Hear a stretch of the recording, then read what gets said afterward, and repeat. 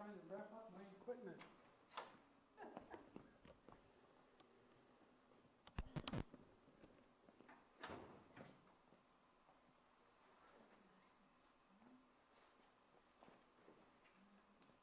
Oh my God, you're going to have Mark in person? I don't believe it. Not calling in? Yeah, looks like he's here. Oh, holy mackerel. That'll be exciting. Oh, what in the heck is going on here?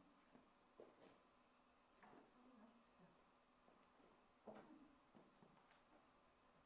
Kind of looks like it's for sale. There's one. This is two.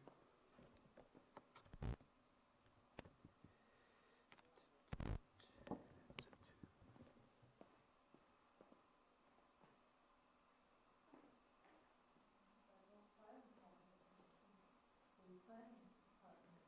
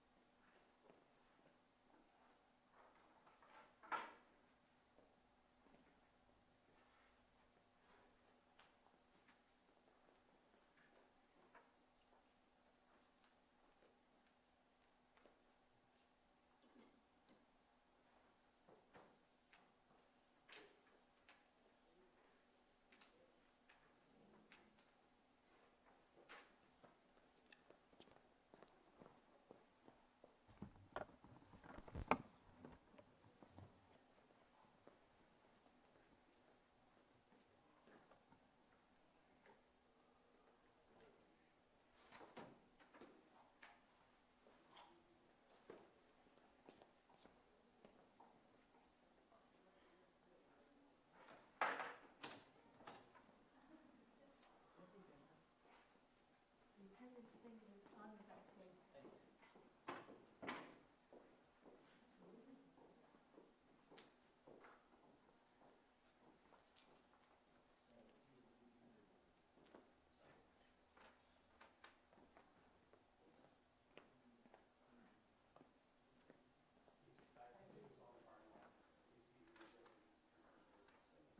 I wish they would come up with a date for the training session for this election.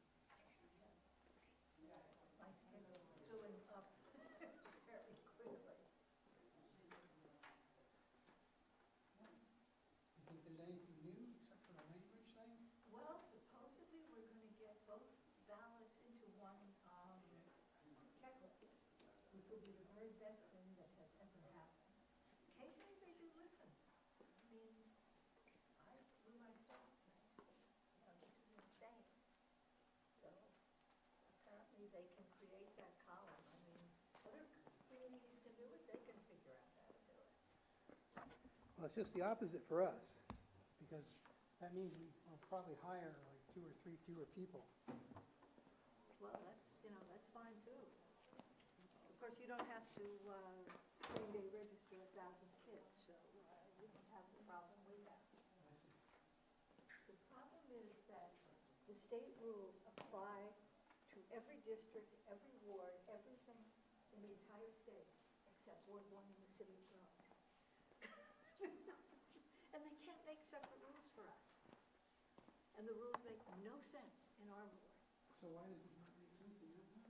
because we have 1,000 more than, well, Oh, I see. we have, several thousand kids who did not even vote in our town. You've got a checklist that's And probably, we what, have a checklist that is antiquated at best. it probably has, what, 10,000 on here? Oh my gosh, I mean, you can't even imagine.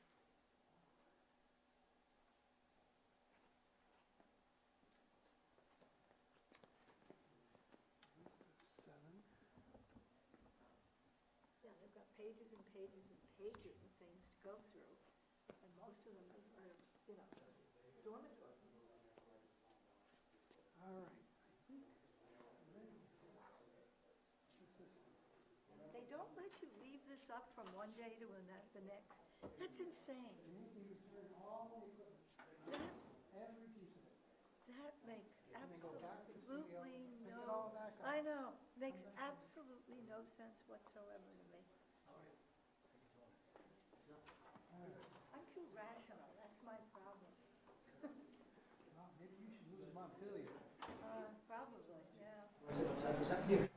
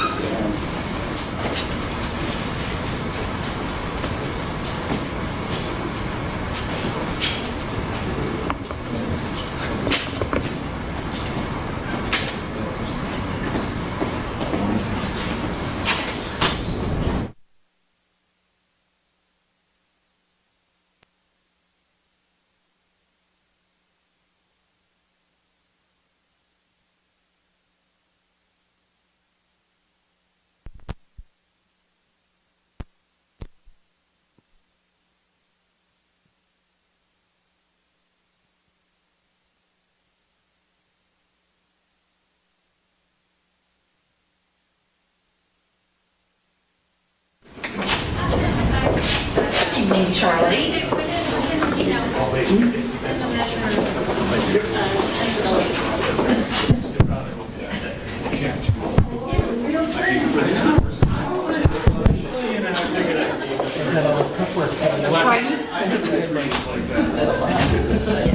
You still wreck my memory by the time we do it next week. Oh, I know, yeah. I got your seat now. Loser. No, I like your phone. I'm gonna come down and You switch get, them you get to see yourself on TV from this angle all the time. Yeah. It's perfect. Thanks for doing it tonight. Are you good?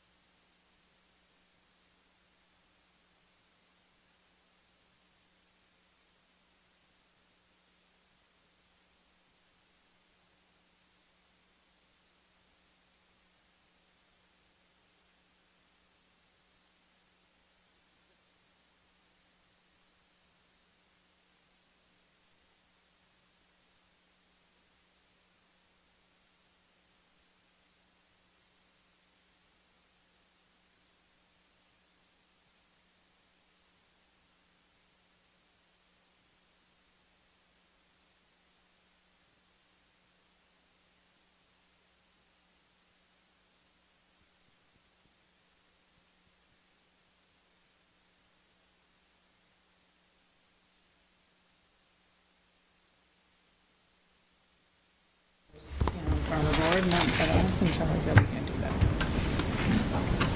Okay. All right. That's all good. I'm flexible.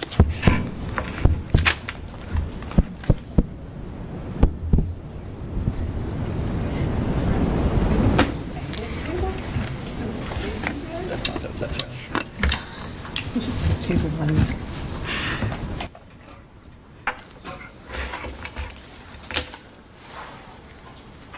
Okay, you're on. Hello and welcome to the South Burlington Development Review Board for Tuesday, February 4th. My name is Matt Cota and I'm Chair of the Development Review Board. With me is Mark Baer, with Don Filbert, Alyssa Portman, John Wilking, and Jim Langdon. Also with me is Marla Keene and Delilah Hall. Thank you for those in attendance and those watching online. Anyone who wishes to participate in the hearing should sign the sign-in sheet, which is in the back of the room, and provide their contact information. In order for you to be considered a participant, you should fill out the sign-up sheet. You should speak when during the public testimony period, or provide public comment after the hearing, provide written comments after the public hearing, and submit comments in writing. You should do one of those things if you want to obtain party status, should you decide in the future to appeal any decision made by the Development Review Board. Item 1 on the agenda, directions and emergency evacuation procedures from the conference room. There are 4 exits out of the 4 doors out of this building.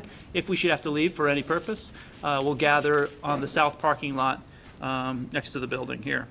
Number 2, additions, deletions, or changes in the order of agenda items. Any requests? No? Comments, questions from the public not related to the agenda? And announcements. I do have an announcement. The announcement is that because of the President's Day holiday, the meetings have been shifted.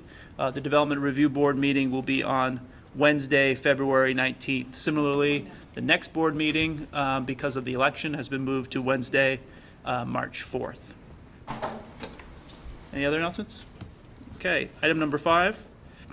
Remanded conditional use application CU 1812 of Paul J. Washburn to amend previously approved conditional use permit CU 1802 for construction of a 14 by 17 detached accessory structure to be used as a 186 square foot accessory residential unit. The amendment consists of reducing the rear setback to 5 feet, increasing the height to 15 feet, and increasing the size to 248 square feet at 30 Myers Court. Who is here for the applicant? Hi, thanks. How are So, you? AJ LaRosa, MSK Attorneys, attorney for Paul Washburn and Paul, how are you? Paul Washburn. Good to see you again, Paul. Yep. So tell us a little bit about the, AJ, I don't know if you've been, have you were here last time? No. I was not. So it was closed. It was This closed is as well. So could I, remand, so you want to swear so them have both both raise your right hand. Paul, you too. Swear to tell the truth under penalty of perjury? Yes. Great, thank you very much. Okay, tell us a little bit about what you've come back with and why. Thanks, Chair Coda. So, Paul's got a lovely little accessory dwelling unit that's too tall.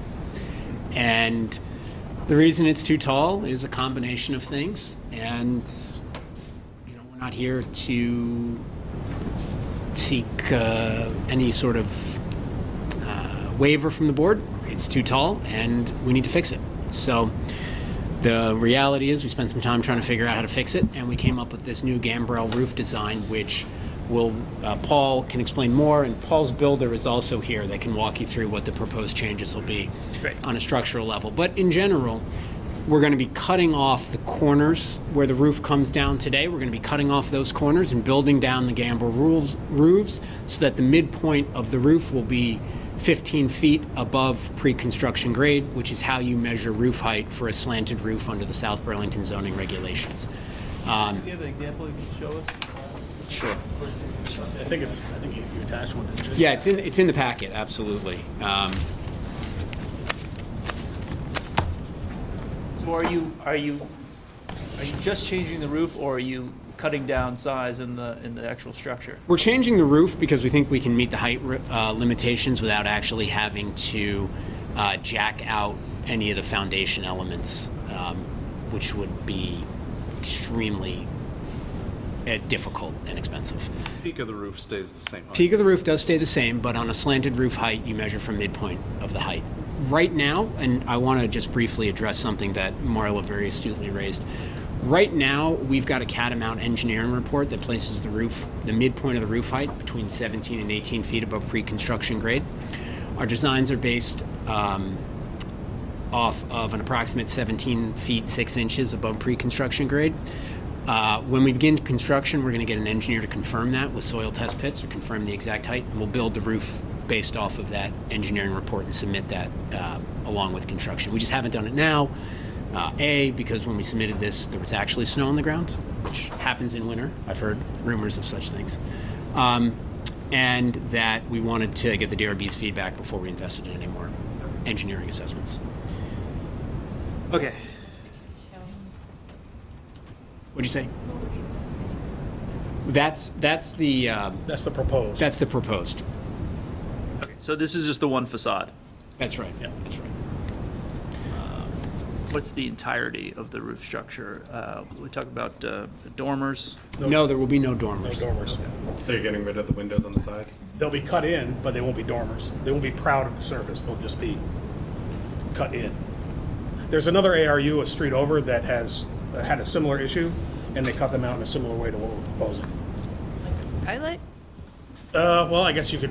I actually have some photos. I have an as-built. So the windows on the side don't change. Well, they will be cut into the roof. The roof will actually go against them. Can I ask a question? What's the current plate height out there above second floor? Like, what's the plate height above the second floor deck right now? Josh? I don't know what that question means.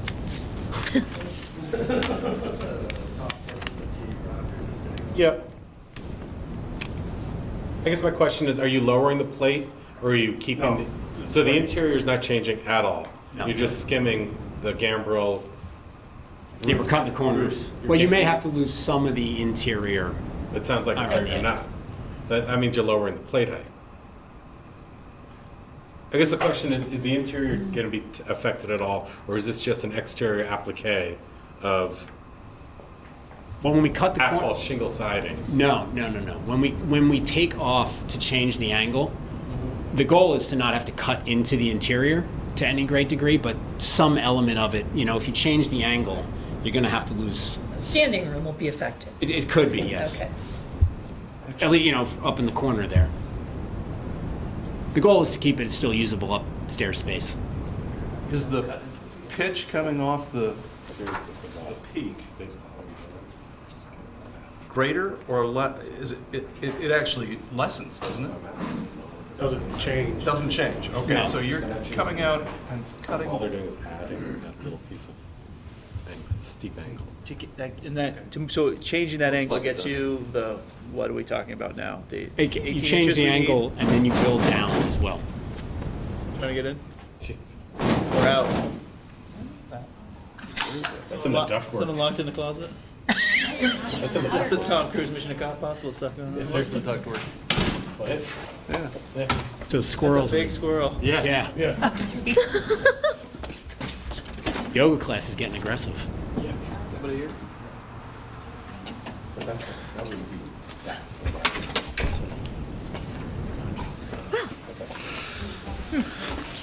Okay. All right, you were asking a question. Well, I'm just looking at the design, trying to figure out how much space, where, have we settled on, Marla, have we settled on how high we are? Is it, we had a couple different measurements. Right, so until average pre-construction grade is field verified through soil exploration, we only can be at a range.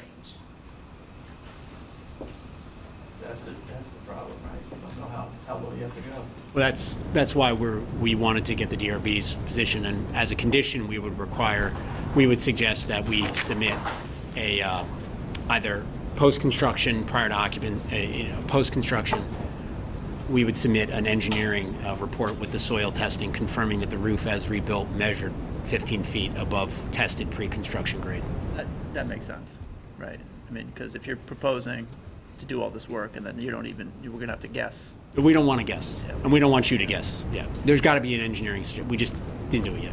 I mean, the issue that I have with this is, I've been on both sides of the table here, in terms of how to come up with a solution. And, the solution doesn't change the height of the building, doesn't change the mass of the building, doesn't change the. It does, I would argue that it does change the height. The height is as measured by South Burlington zoning regulations, I Let me think. finish. Yeah. Okay, I understand what you're saying, is that this is a tool and a mechanism to be able to measure differently, but you still have the same structure on the site. Basically, all we're doing is adding little very steep triangles on the side of the building that align with your current eave height, that drops the eave height so you can measure, rather than the midpoint of that taller roof, to pretty much the eave height, because that's where you're angling down. So I understand that from a loophole standpoint, it's a way of measuring differently that allows it to be technically measured that way. So I don't even know if we kind of I have an out on terms of saying, okay, if you're going to go through this, it's still not, you're outside of the 15 foot, but it's still a conditional use permit application. So the 15 feet is a max, it's not a guarantee. And you still have a structure that 5 feet off the property line is technically a 17 or 18-foot high building. Well, if I will, it's not technically that, because technically, under the regulations, you measure from the midpoint of the roof. And I respect your opinion, and I understand your argument. And one thing I would add is, this very poor MS Paint drawing is, we're very sensitive to the concerns of the Kucherals and the family trust that lives behind it. So, coupled with this amendment would be a screening plan to mitigate any potential adverse impacts. And so what's attempted to be represented there is just a visual idea of, we're planning on planting 11 pyramidal arborvitaes that will grow to about 18 to 20 feet. The idea would be planting them at around 8 feet when we buy them, at, what was it, 4-foot width or something? Yeah, I think it's about a 4-foot spacing. 4 foot, and then planting them on 4-foot centers, so that they would grow up and then mitigate the adverse impact. Combined with those oak trees, they're oaks, right? Is Yeah, that what those they are are? oaks. In full bloom, I think we would create quite a nice green screening wall to mitigate any potential impacts. Are they going, I mean, like right now, I'm looking at the green lines come down on the neighbor's side of the fence. Are they going on? Our side of the Your fence. side, okay. Yes, but I just did that to I So have the MS problem with Paint. that I have is that these are going to be wide shrubs. you know, so- Yes, that's the goal. We're trying to get narrower ones that are 4 to 6 feet at. Okay. at But what I their- mean at is they're their going to max. fill in, they're going to Oh, go yeah, yeah, from absolutely, yeah. structure to fence. Yeah, they mostly will fill that space, yeah. The 5 feet you're talking about is, you see that little bump out on the back? Oh, it's the That's 5 fireplace. feet. The Oh, actual okay, building okay. itself is 7.5 feet, just as the original permit Right. asked for. Yeah, okay. So you have a little wiggle room in there. Yeah, absolutely, yeah. To come back to this gambrel roof, the roof line, the current roof line is about a 12 on 12 pitch, correct? It's 9/12. It's 9/12? How can I mean, I'm looking at your picture. It is not possible to make a gambrel roof do this. Well, I guess it is possible. It is possible. That's what I'm saying. It's just gonna barely cut the edge, isn't it? It's not even going to cut the edge. It's basically, you're going to go from 0 to like 8 inches, you know, and it's going to be, Yeah, you're right, it's Right. essentially slapping something an inside of applique. the building. Yeah. Except you're taking off a number of pieces. We're on the we're outside. taking off all the current rafter ends that make the. right, of the course, current, yeah, because right. you got to, basically, you have Right, to go so flat against the actual, it the to come actual down. breakdown will not be where the current eaves I know. are at the bottom. It's gonna It'll be actually higher. It'll be I know. about 11.5 inches higher. Right, so you're actually making the perception of the higher roof higher than it currently is. Depends on, I know. it depends on how you see things. There's a lot of optical illusions when you deal I with know. roofs. I know. That's what I'm saying, is technically, a gambrel roof, because it's a continuous roof, does allow you to measure from the eave to the peak, you know, but, so, you know, that said, it is, like I said, a loophole. It still doesn't change the fact that this structure was built too tall to begin with. For the members that may have not have been here for and for those in the audience, you know, we've been working with Mr. Washburn on figuring out this. We realized the structure's too tall, it's too tall than what we approved, and now we're trying to fix it. Right. Question. I feel like we're going over territory we've gone over in the Yes, last we year. are, Yeah. we are, but you came back from the environmental court, and this is the proposal that we have. We think it might work, but you have to go through some steps in order to ensure that it will work, and if it does, you're gonna come back before us? You're just looking for some feedback right now? Well, no. We think that you could issue the permit with the condition that after construction, get the submit the engineer What certification. the constraints are, and then you have to submit the engineering. So narrowly, we prove it on a condition that you in fact show that you can, using this gambrel roof, meet the height requirements That's right. Then we go engineer, with a. test soil pits. With a measurement that is done in this prescriptive way. Okay. Any other comments that I missed here? So without knowing the average pre-construction grade, That's where, this sketch is sort of approximate. It shows the general schematic, but the total height of the 48 on 12, or whatever it is, section, the lower section of the roof, wouldn't be known it would be dictated by what's required by average pre-construction. That's grade. right, Marlon. Yeah. That's right. It's a mathematical problem. Pretty much, they're going to take the average pre-construction grade, they're going to take the peak of the roof, and they're going to go 15 feet up, and then they're going to take the midpoint of that, and they're going to put the eave in there, and that's how they're going to come up with where the Break is, that's exactly break right. is. Right. You guys have a lot of faith in our ability to do math in the planning and zoning office. We're happy to Turn it submit. right into an A-frame, and there's no question it will work. Well, that's what they did at the church on the corner there of, what's the church on the corner? Spear and Swift, Spear and Swift. All Saints Church. That's why it goes all the way to the ground. Comply with the LDRs? I didn't. It's my understanding. Before my time. There's Right before there's my a time. lot of interesting, that's an architecturally advanced. This is also, this was also one of the solutions at 27 Cottage Grove, but ours is designed to look much nicer than that one. So are there staff comments that haven't been addressed, Matt? Wait, so what are we up to? 4? Well, so talked about the Professional the engineer? remainder of the roof structure, talked about the windows, so the windows would not be protruding. Right, they'll be inset. No dormers. Okay. Average pre-construction grade. Pre-construction grade based on test pits or soil augers. What is that? As opposed to using photographs to actual dig some holes. Right, civil engineer will have to do it because they inspect the soil quality, and once it hits, the original soil, they can get a measurement from that. Pre-construction grade. Staff further recommends the board consider whether to require the determination of a pre-construction grade to be made prior to closing the hearing, or if the applicant may submit such evidence as part of the zoning permit application for the reconstruction of the roof.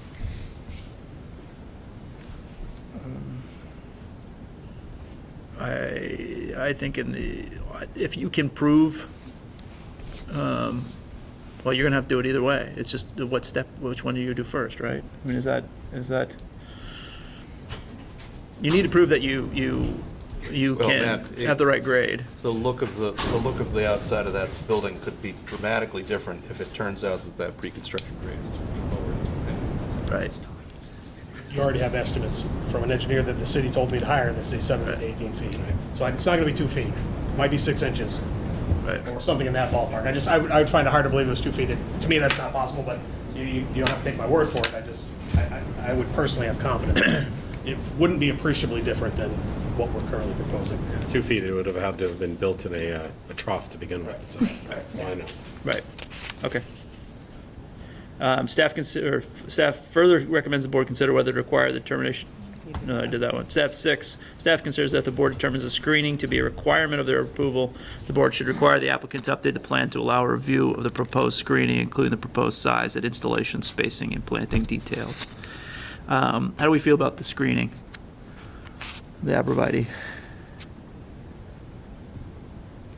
Not a huge fan of arborvitae, but how do the neighbors feel about it? Yeah, well, I think we'll find out, I think, if they're here. But, have you talked to the neighbors? We have. Do they like the screening of the arborvitae? I can't go into it Okay. for reasons that it was part of a settlement discussion in the environmental court, so I'm not going to go into Okay, it. so we'll hear from them, perhaps. Any other questions for the applicant? Any other questions for us? Staff, do you have anything? So I think we may have to go back to the screening after you take testimony from neighbors. All right. Because we need to either have something specific Okay. or not have it be a condition of approval. We can't just have a plan that shows some green lines on it. So there's also, I'm happy to submit this as a site plan, but there was one, I believe, that was provided that showed 32 Myers Court with some trees, 11 arborvitae in the back. Marla, did you? That's here. Okay. That's it right there. Right. And I'm happy to represent that they'll be planted at 8-foot height with 4-foot centers between the stumps, if that's satisfactory for your needs on that issue. Paul, is that Yeah, right? it's fine, yeah. The goal is to get them to grow in, of course, but this is what we can get. Does anyone from the public have any comments or questions about this application? Yes, we do. Yep, come on up. Have a seat. Got another mic for them, Charlie? There you go. Jim, John, you're voiceless. You guys should Do stick you around. want to, do you, Yeah, Paul, stay here. We Paul might and- want you Paul back. and AJ, do you want to stay in case, Yeah, no, in we're not case done with you it have yet. to respond? I will. Thank you. We only have 2 mics in Burlington. Okay. Can you say your name for the record? Yes, my name is Jeffrey Messina. Hi, Jeffrey. I'm an attorney with Bergeron, Paradis, and Fitzpatrick, and I am here on behalf of Gary Kucherall, who is present with me, Hi, Gary. Susan Jones, who is also in the gallery, and the Kucherall Family Trust, who is the record owner of the property at 26 Suburban Square, which abuts and is where some of these photos have been taken. Okay. So we were here before, and we were part of the party to the environmental court appeal. It is our position that the conditional use permit should still be denied for the reasons that we have given in the past. The permit was, the building was not built to permit to begin with. We also have concerns that the new proposal doesn't, as we've already discussed here, doesn't actually lower the building. And it is, I'm going to say smoke and mirrors because I don't have the engineering background to give any other description to it, but the appearance of lowering something is not, in fact, lowering something.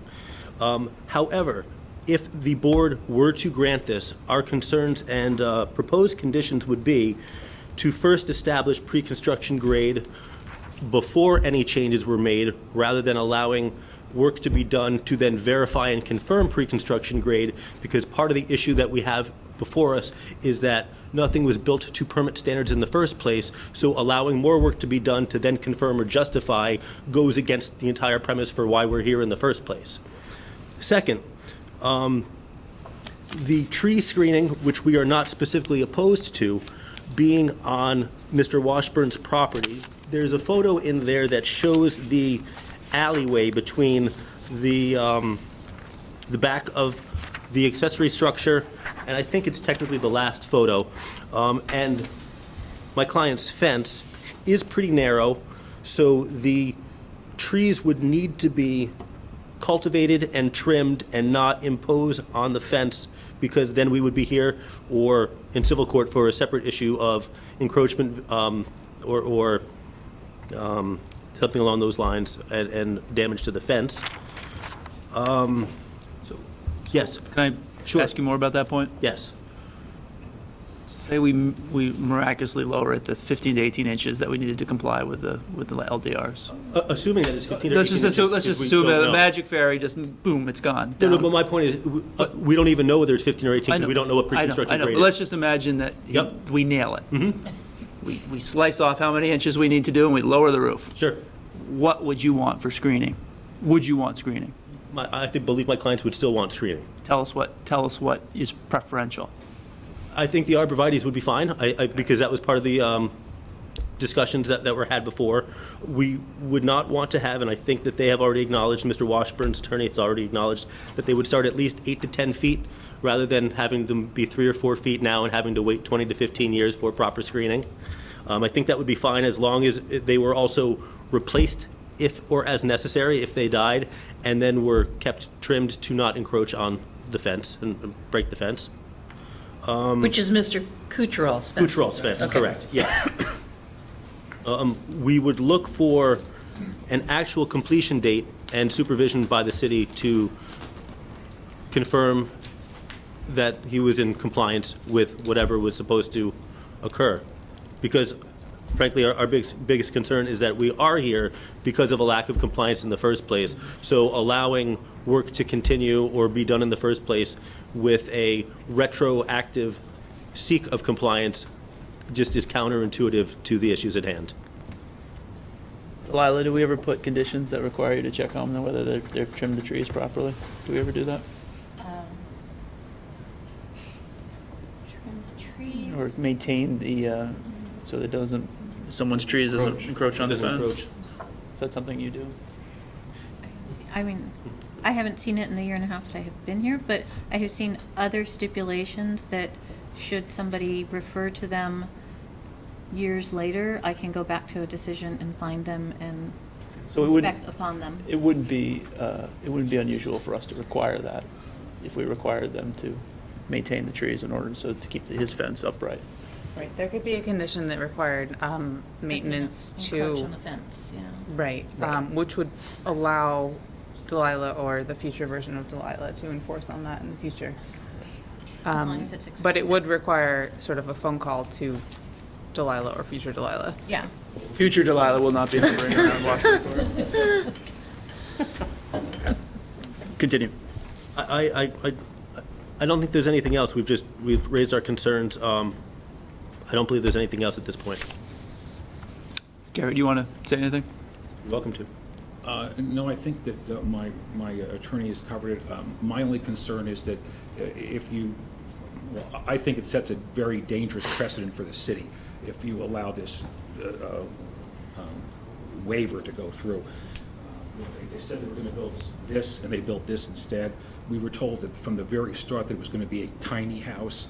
This is a full-size, single-family home, you know. Sorry. All right. Understand. We're not offering, we didn't never offer, just to clear our name here, we never offered a waiver. We never gave a waiver. But, and as far as the screening is concerned, I just want to be sure that if the trees that are planted, you know, will be the tallest available, and I want them maintained. If they die, I want them replaced, and I want them to be kept trimmed.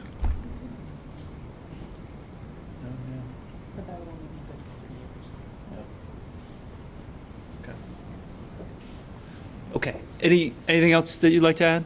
Is there anyone else that would like to comment on this proposal, on this, before we deliberate, or before we discuss, and make a decision whether or not to close?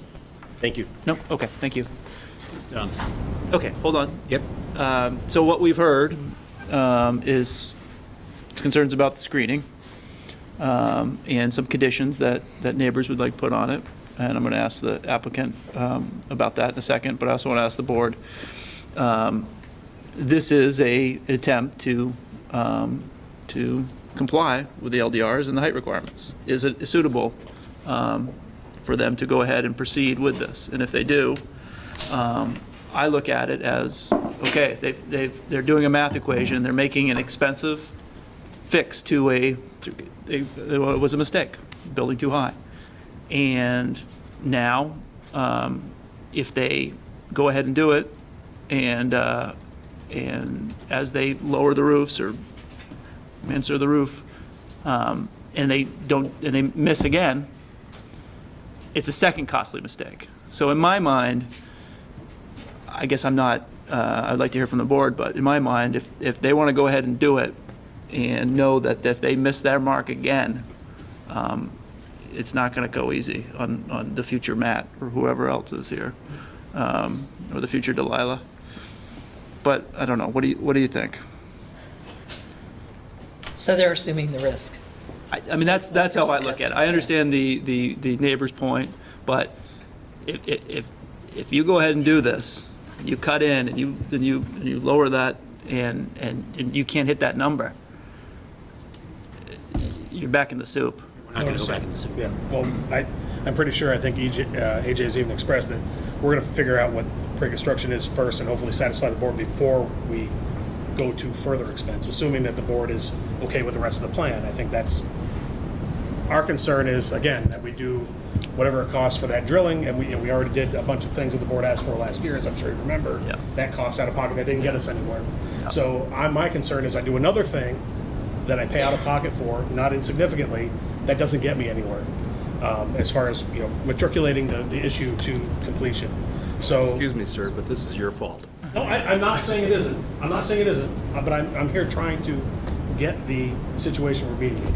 Yep. So I'm definitely taking responsibility for it, but I'd like to know, I felt like I was shooting in the dark last year. And I guess, to your point, maybe we're not. So that's where I'm at. Either way, whatever, we get it wrong, we can't get it wrong a second time. That's pretty I think obvious. that's what you're saying. Yeah, that's what I'm saying. If the board's happy, if the board needs the drilling before construction starts, we'll get the drilling before construction starts. So that isn't really one of the options that staff had presented, to do it after construction started. The options that staff presented, and you may, you know, you guys are the bosses here. The suggestions were either prior to closing the hearing, or prior to issuance of a zoning permit. Either of those things are before they break ground. If we're so inclined, we're asking them to prove it before rather than submit documentation after. So it's prove it to you guys I say. or prove it to Delilah. It's not do it and then we'll double check you. So whether or not we agree with this math equation that's going to solve the problem, I'm fine with them proving it to Delilah and not proving it back to us. I don't know how the rest of you feel, but I don't feel like we need to come back to us if you can make the math work. If we all agree that this is a costly 15 to 18 inches. But if it gets you, I mean. My problem is I doubt I would have accepted the design they're now offering. Yeah. Originally, because it's a false flag. It's just, it's not real. This design, which you did a beautiful job on, is just too tall. Well, the other But the gambrel roof concept, of dropping it down into the first floor windows. No, they're the second floor of the windows. Well, I'll take another look, but I think it goes. Is it like a loft? So it's all one? It's a loft. Oh, okay. You have a second floor in there, correct? Well, there's a loft. The Still a ceiling height second is floor. 6 feet, basically. Right, 6 feet. but you have occupiable space up there. It's a bed, yeah. Right. I feel like I know every foot of this 248 square foot. I don't think there's a So those windows that you see on the side of the house are pretty much like probably at floor level. Yeah, they're at floor, they're like maybe 4. Take a look at the plan. Oh, that, I'm talking about. The edge of the gambrel roof goes below, goes into the first floor windows. So I have a real problem with that. That's just not real, and I will vote against it. I think it's a design sham, and I'm not going to go with it. I recognize that I stepped away, but I was wondering if I could make one more comment. Or is my time closed? No, you can make another comment. When we were here last year, and we had some questions and concerns about measurement, the board had offered an independent engineer to figure out what those numbers were. And our concern would be, or we would ask the board to do the same thing for this pre-construction grade. Otherwise, we would question the validity of the numbers that Mr. Washburn was providing the board. Which is what we were just discussing. Yeah. Yeah. Okay. I just wanted to put it on the record. Yeah, I appreciate that. Thank you very much. Yeah, I mean, I'm kind of in John's court because, the fact is that whether it's a small second floor or not, if you'd built it to your approved design of 12'9", you wouldn't have a second floor at all, even if it's just a little loft. And even at 15 feet at this design, you probably wouldn't have a second floor loft either. The only reason you're able to get any loft space is because it's built at 17.6, 17.8 or something like that, and I think every other meeting before this was always either come in at 15 feet by lowering the roof or, lower the whole structure, not come up with a different way of measuring it because, in my opinion, the overall house itself, the structure is too big for being an accessory structure, and part of our conditional use doesn't guarantee you 15 feet. It's what's appropriate for, the neighborhood and this location. So that's why I think when we saw 12.9, it was like, no problem, because that is appropriate. Now we're trying to come up with a way of jury-rigging our approval to allow this size and massive structure to stay through a different way of measuring, but it doesn't require us to say, well, we have to accept it because it is conditional use, so we have to look at the whole thing. And in that regards, I can't approve it either when it stays as is, regardless of how it's measured. So Mark, would the implication of that be that they need to remove the loft in order to adjust the height of the roof? There would be no second floor. And take out the foundation? That's not for us to come up with. I mean, obviously, we did let me- discuss multiple ways, But those were the two options Right. presented. Right. Lower the Actually roof, lower the cut pitch of the cut the foundation down. Right. But, When we say this is an expensive fix, this is the least expensive fix of what actually solves your height issue. It's an expensive fix. It isn't expensive, but it's the least But let me- expensive fix. that There are more doesn't expensive solve- fixes. There are more expensive Correct. fixes. It's the least expensive, but still doesn't actually correct your height issue. But I have to strongly disagree respectfully that it does correct the height issue under the LDRs. The gambrel roof is measured a specific way, and I will comment that there was no request by this board for any designs of this building when it was first approved under a conditional use review. There was not a single design requested.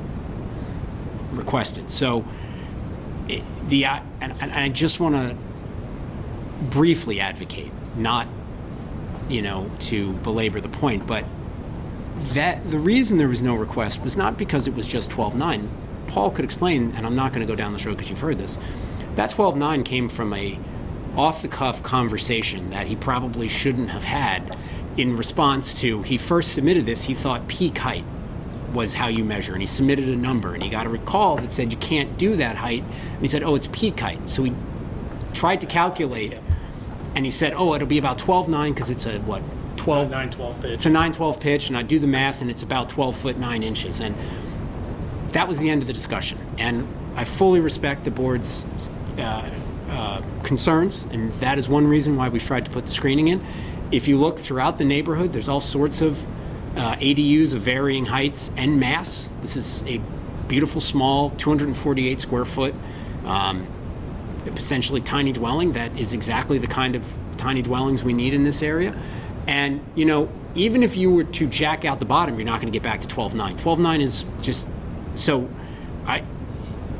this is a solution that has occurred elsewhere in the neighborhood that allows the structure to function, and it will be nicely engineered. It will not look like slapped on, cardboard or slapped on placard to that. It's going to be real work to fix it. And we absolutely have no concerns with the Kucheral's request that the screening not encroach on the fence, that it be maintained, that the arborvitae go in. We'd argue for a completion date of July 31st, just because we don't know when spring starts around here, or summer. I don't know if we have spring. But, we are here in some respect because we screwed up. Paul screwed up. There's no argument about that, right? And,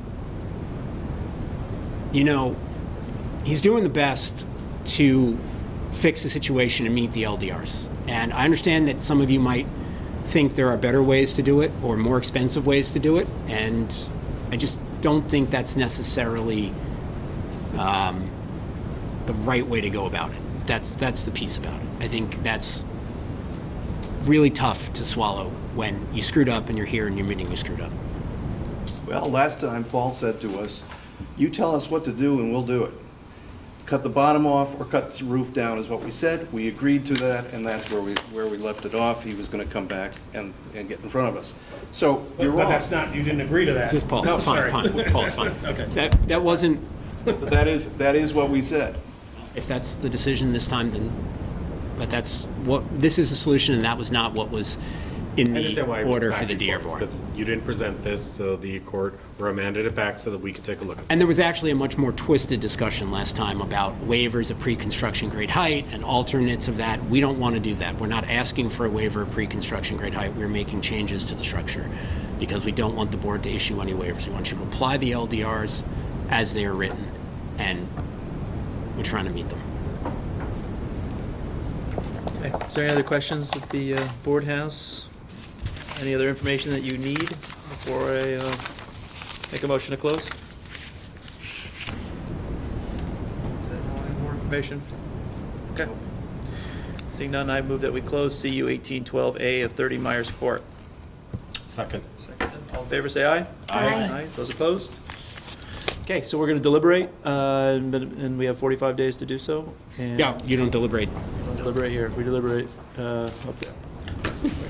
It's good to see you Thank again. you. Yeah, thank you. Thank you, Thank guys. you. Appreciate it. I'm gone. Brian Sullivan and Matt Coda are recused from the next, and you're all going to take care of minutes for me? Yes. Thank you very much. You know what, to wait a couple hours and then See you all later. I'm going to sit over here so I can get kicked by Marla.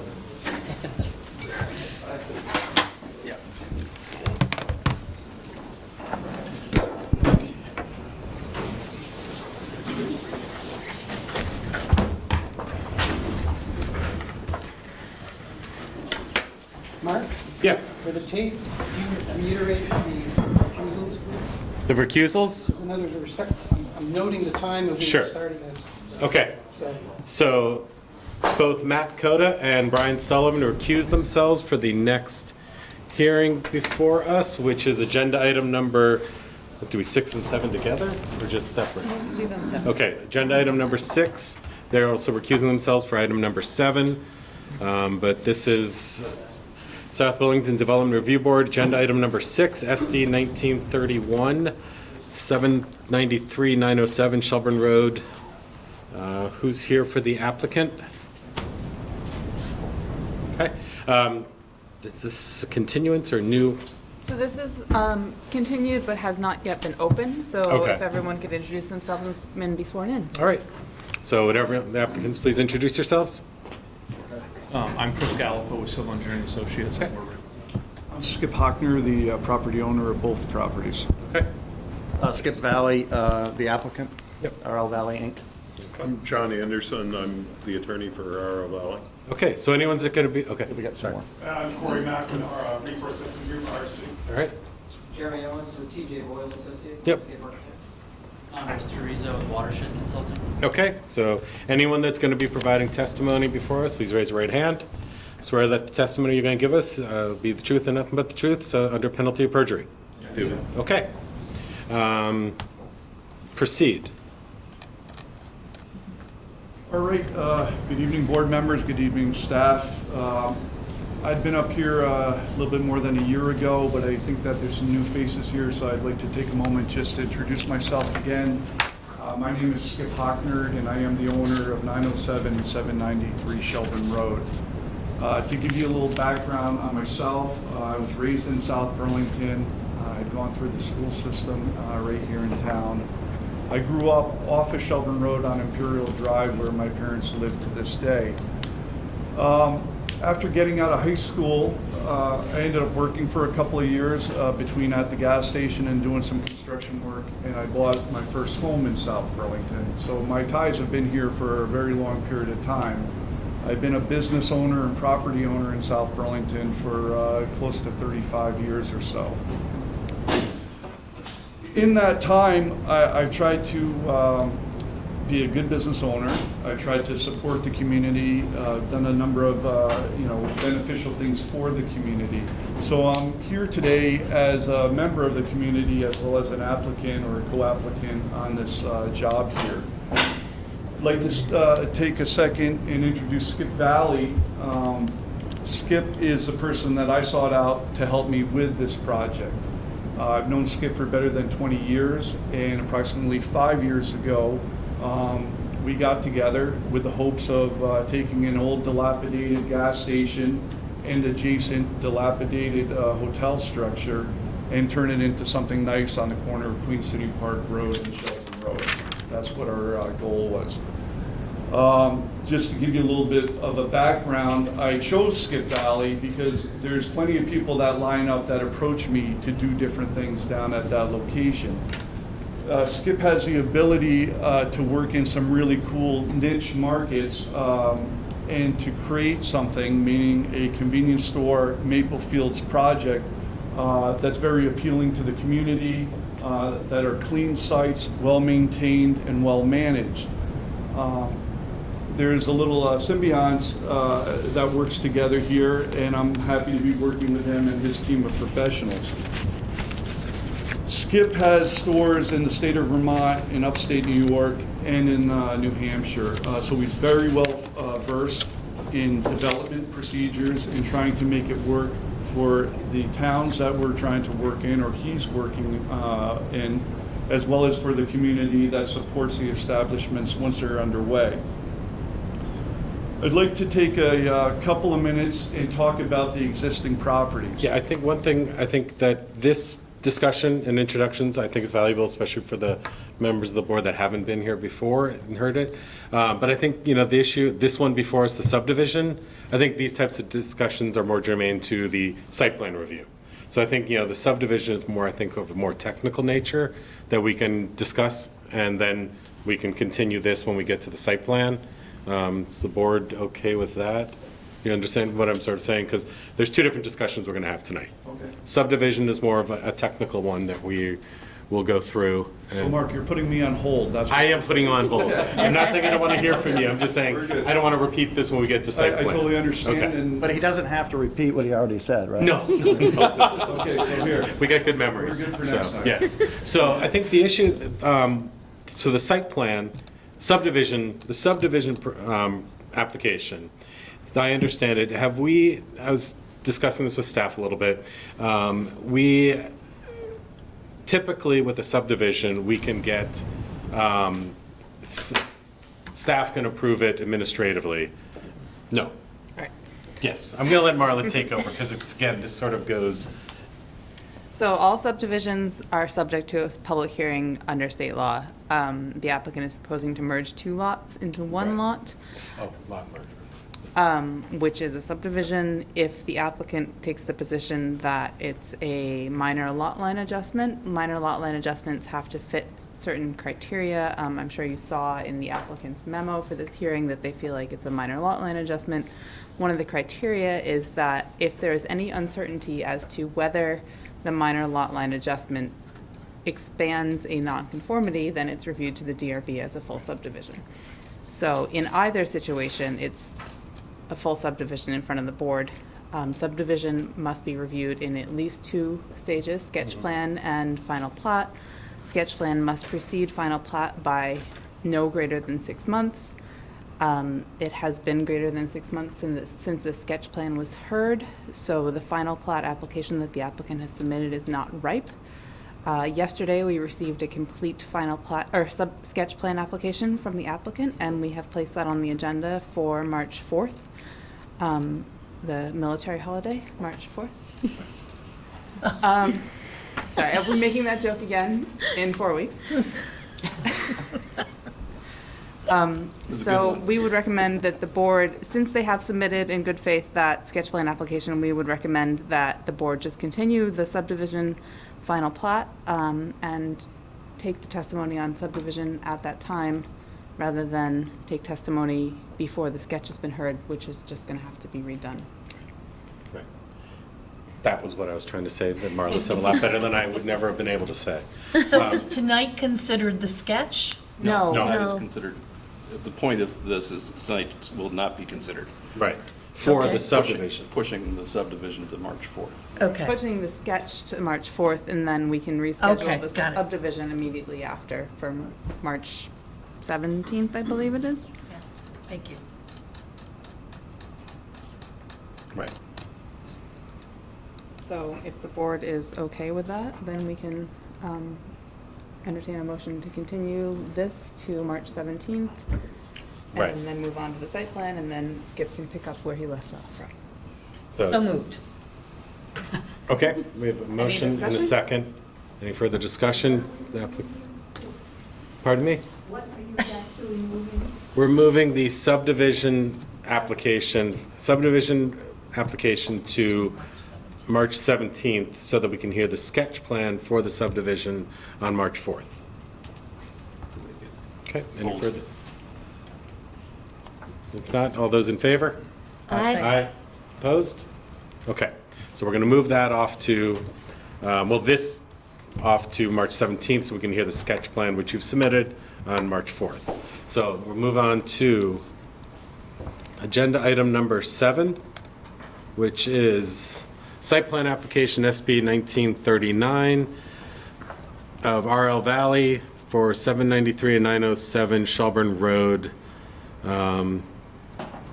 So everyone else has been sworn in, so we don't need to do that. So this is the first time hearing the site plan application.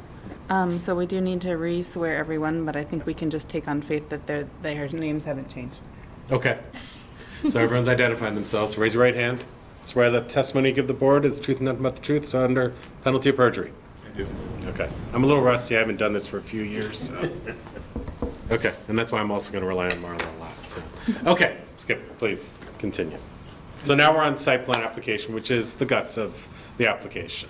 Okay, so where I wanted to go next with my train of thought is talk about the properties as I know them to be. So the 793 Shelburne Road property, which is marked up there. Gas station that dates back to the late 50s when it was built by Mobil Oil Company.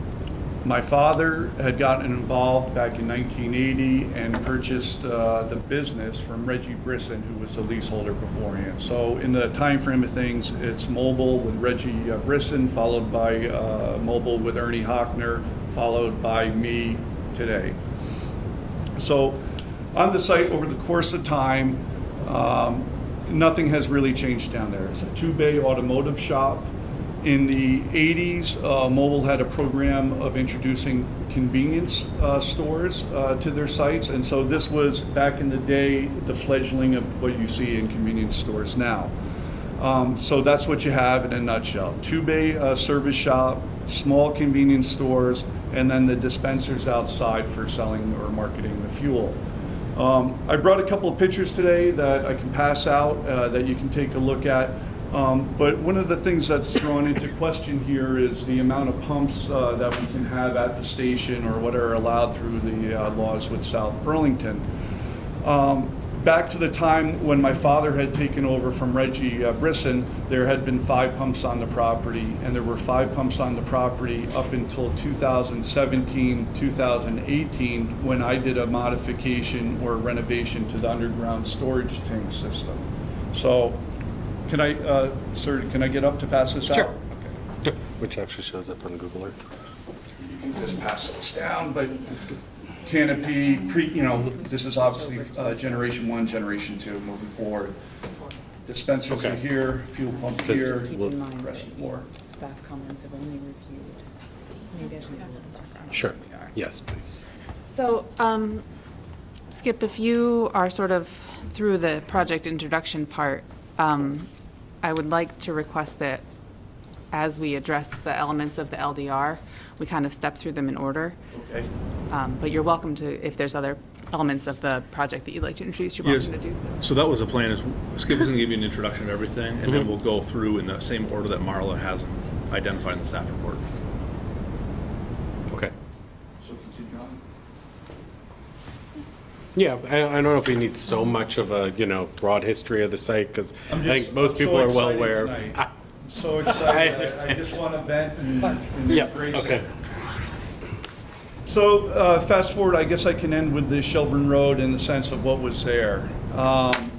What I wanted to make a point of saying is that the building is dated, everything is dated at the site. The property to the south of it, 907 Shelburne Road, is the motel property. The motel property I had purchased through John and Neville Companies back in 1993 through the Chittenden Bank. It wasn't Chittenden. At that point in time, and which I believe to be the point today, is that it's a commercial piece of property, and it was never sold to me as a residential housing complex or anything like that. One of the issues that have come up in past conversations is my responsibility with shutting that down to be responsible for a tariff or an impact fee for putting displacing housing in South Burlington, which I don't agree with. At this present time, on that property, there's 2 people that are staying there. The rest is vacated, and the building is going to be closed down. I mean, you can't put any more money into that building and expect anything positive to come out of it. It's very similar to the structure on 793 Shelburne Road, that the stuff dates back to the 50s, and it's ripe for being brought into the future where we are right now. Let me ask you a question on that, Yes. that subject while we're on it. At this point, there's 2 people living on the hotel site. Correct. Previous to that, when it was under more active occupancy, Yes. were people living there long-term, or was it an actual like hotel motel where nightly, or was it more long-term, weekly, monthly rentals? From the time it was purchased through Neville Companies with the Chittenden Bank, it had always been weekly that people had lived there or paid there on that occasion. And then as far as the occupancy of the facility, you could bank on 60% occupancy in the course of the year, roughly speaking. But it typically was like a weekly. Yes, it was. With long-term tenants or transients. I guess how long-term is, you know, designed a week at a time for however long that somebody was going to stay there. Okay. All right? All right. Were you paying rooms and meals? Yeah, as a matter of fact, I was set up with the state of Vermont. I had to pay the tariffs on that each year, the whole program on that. So that makes it a short term. Okay. So, in a nutshell, those are the two properties that are in question here. Going back to where I had started with this, roughly 5 years ago, Skip and I, we had gotten together, and the concept was, hey, this would be really neat to do something here, create something that fits in with what's actually going on Shelburne Road right now, and clean this up and have a nice viable site. Hannaford's was plugging away at redoing their new facility down there, so it was kind of like a tie-in. If we could time this right and get it to work right, it would be a beautiful modification to that whole area. So that's how this has started. During the course of time, because this isn't my normal occupation, doing this type of stuff, I've learned a lot from the guys that are around me. There has been a number of challenges with this from the get-go. And I call them challenges because I think everybody, especially myself, when it comes to being challenged, I like to succeed. I don't like to fail. And what I had asked for the last time I came in front of the board was, hey, hello, this is who I am, and we need your help. We need your guidance on how to get this project to the end line. I'm changing that up tonight to we need clear direction on this project. So whatever you guys can input to us to help us achieve the goal that works for the community, the town, and ourselves, we would appreciate that, but clear direction would be huge. Back to challenges, some things that were done on the early stages of negotiating to put this together is Skip had reached out to Hannaford's to try to get an entrance exit off the rear side of the property. Southwest. Bingo, side. right Yep. there. Which I thought was a huge accomplishment because people could pull into the site, present day, get their fuel, grab what they needed to do, swing down into Hannaford's, go over to catch a movie at Cinema 9. They could do a whole bunch of things before exiting back onto Shelburne Road. So from what I learned about this process, it was good keeping people off Shelburne Road, limiting it and whatnot. So I looked at that as a challenge and something that he was able to obtain. A number of other things that were challenging is the site itself, being that they're oddball pieces of property and trying to make that work. Chris Gallipo here from Civil Engineering, they've come up with numerous designs for this piece of property that have been presented over time to you and tweaked and modified to make something work. Thus, the final plan that was, this is a plan that was submitted roughly a year ago. That's up here? Yeah. Okay, is roughly the same as what it was then, with some minor twitches to it. So it's all been working towards the goal of trying to get a project that can be proposed to you guys and approved by you guys. One of the major elements of concern that we had is with the building placement and the lot configuration. Champlain Water District has an easement through the center of the property with a 24-inch water vessel that goes through there. That's a big deal. Through negotiations with Chris and Skip and the team, a plan had come up in order to reroute the water pipe around the perimeter of the property and then jack it back into Shelburne Road. A lengthy process, not an easy process. Certainly involves money because changing that piping on the property itself, the water district is asking for the pipe to go from a 24 to 36-inch pipe, which Skip is willing to participate in getting done. So these are all challenges that we've met and tried to accommodate. One of the last of many, but I'm going to finalize off on my end because you guys are probably tired of listening to me already, was at one point in time in the hearings, it was recommended that we go and see the Bicycle and Pedestrian Committee to get their input on the project. And to be honest with you, I didn't know much about that. And Chris and I went up to the meeting right up here in town and met a bunch of nice people that day, or that evening, I should say. And I went in there thinking that, hey, they were going to talk about maybe having bike stands out by the entrance of the building or having markings on the driveway for bikes and whatnot, which they did talk about. But something that they had brought up is, can you help? Yeah, so it's actually in the area so it's shown on that plan on the top right corner. Okay. It's the area that's hatched with So, the dash around it. So there's adjacent to my property, the 793 Shelburne Road property, there's a bike path that comes up that's adjacent to Queen City Park Road. And presently, if you go to use it, you come up to where it intersects Shelburne Road, you push a button, cross Queen City Park Road, push another button, and then go across Shelburne Road. So I didn't design that. I was there when that was built.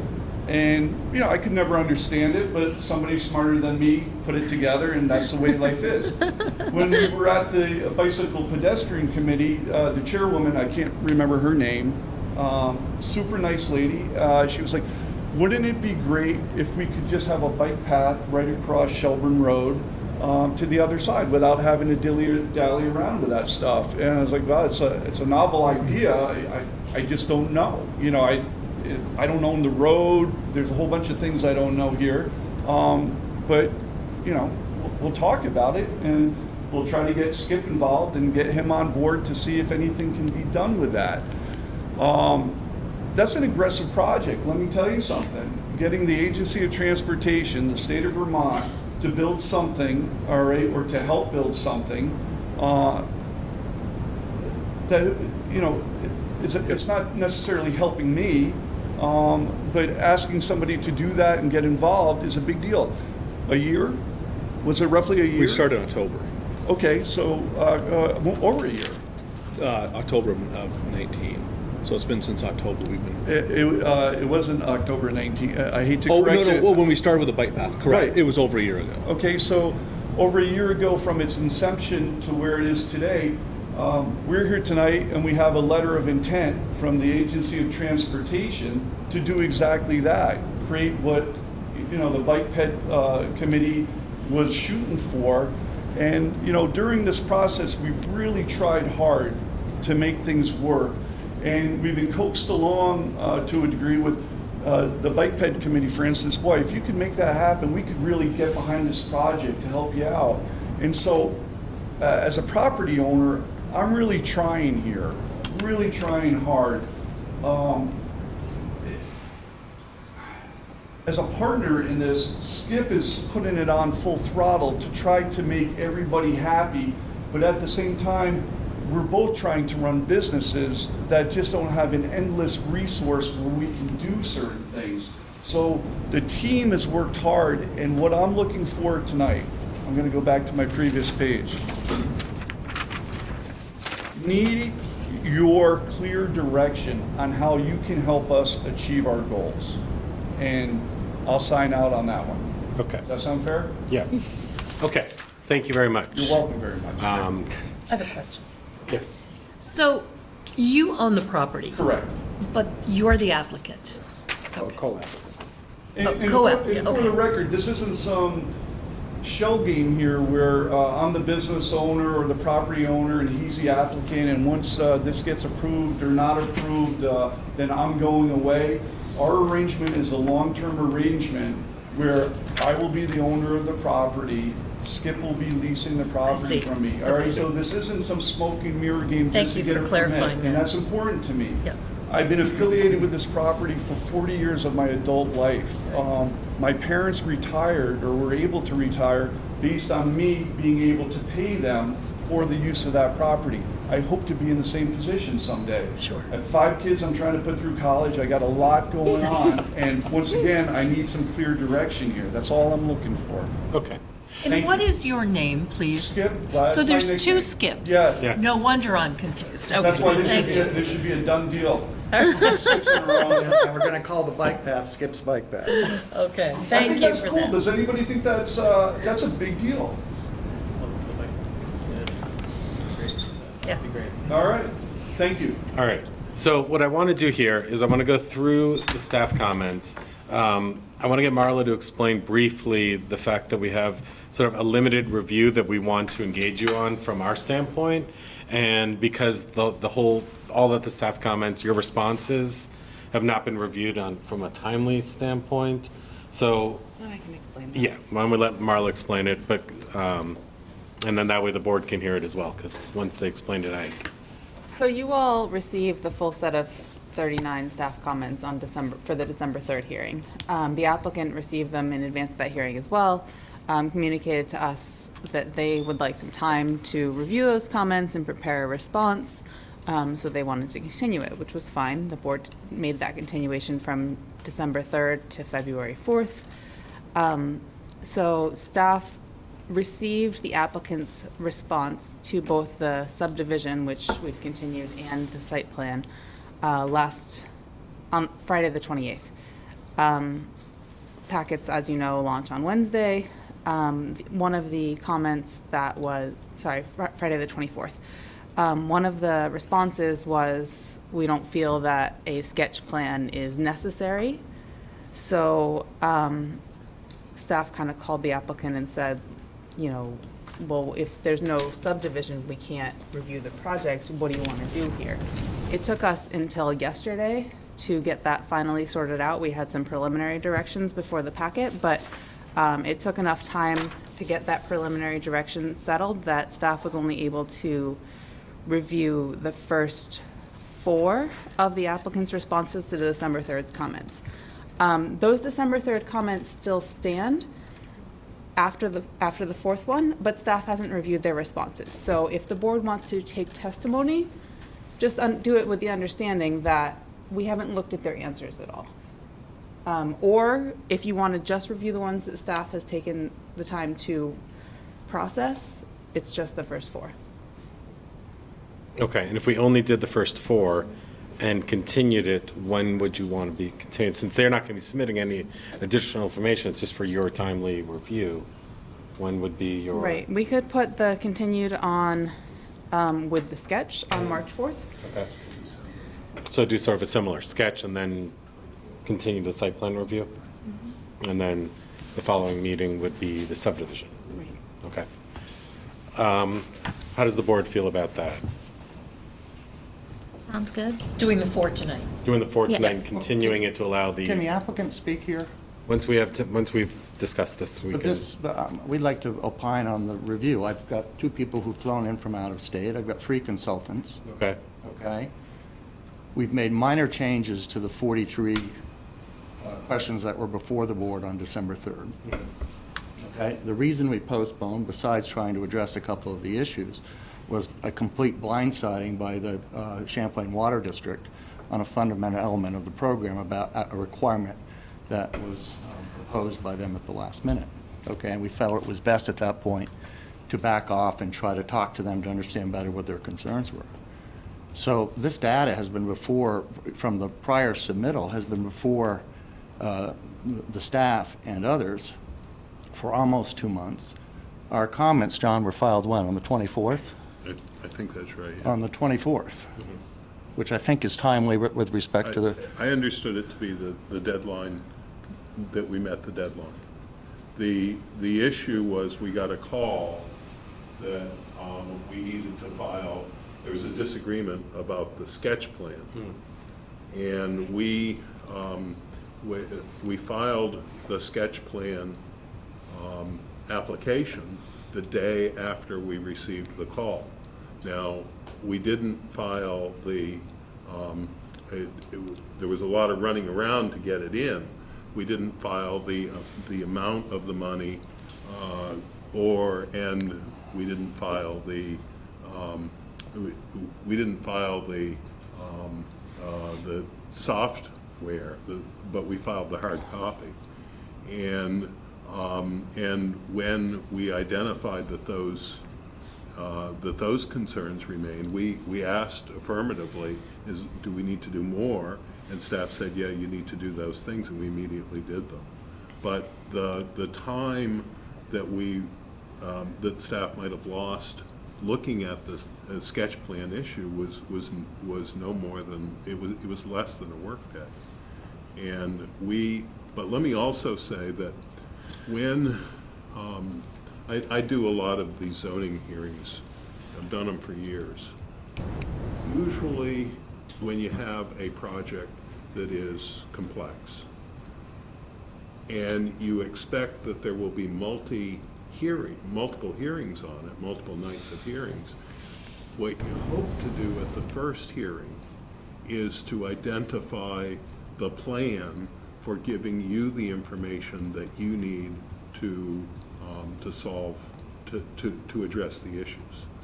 So there are two ways that I think there's a way to do that that is consistent with the staff comments, and that is that we will respond to the staff comments and give testimony on the staff comments that we received in December.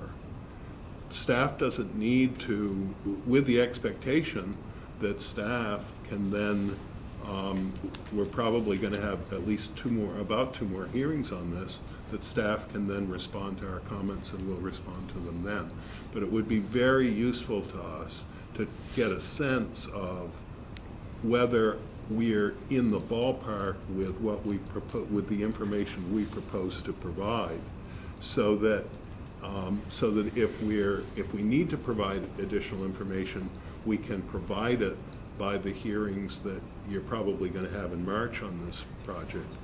Whereas if we don't get, if we can't present what we're saying and get some sense from you that that's okay, or that sounds like a plan for getting us the information we need to make a decision. If we don't do at least that tonight, then the hearings in March may well be less successful. Yeah. So our appeal to you is, please let us present our responses, and if we seem to be out of the ballpark with what we propose to do, with or without staff comments, please tell us. Well, see, the problem I have with that, I hear what you're saying, and, you know, I've also been doing DRB as well as development on that side for quite a while as well.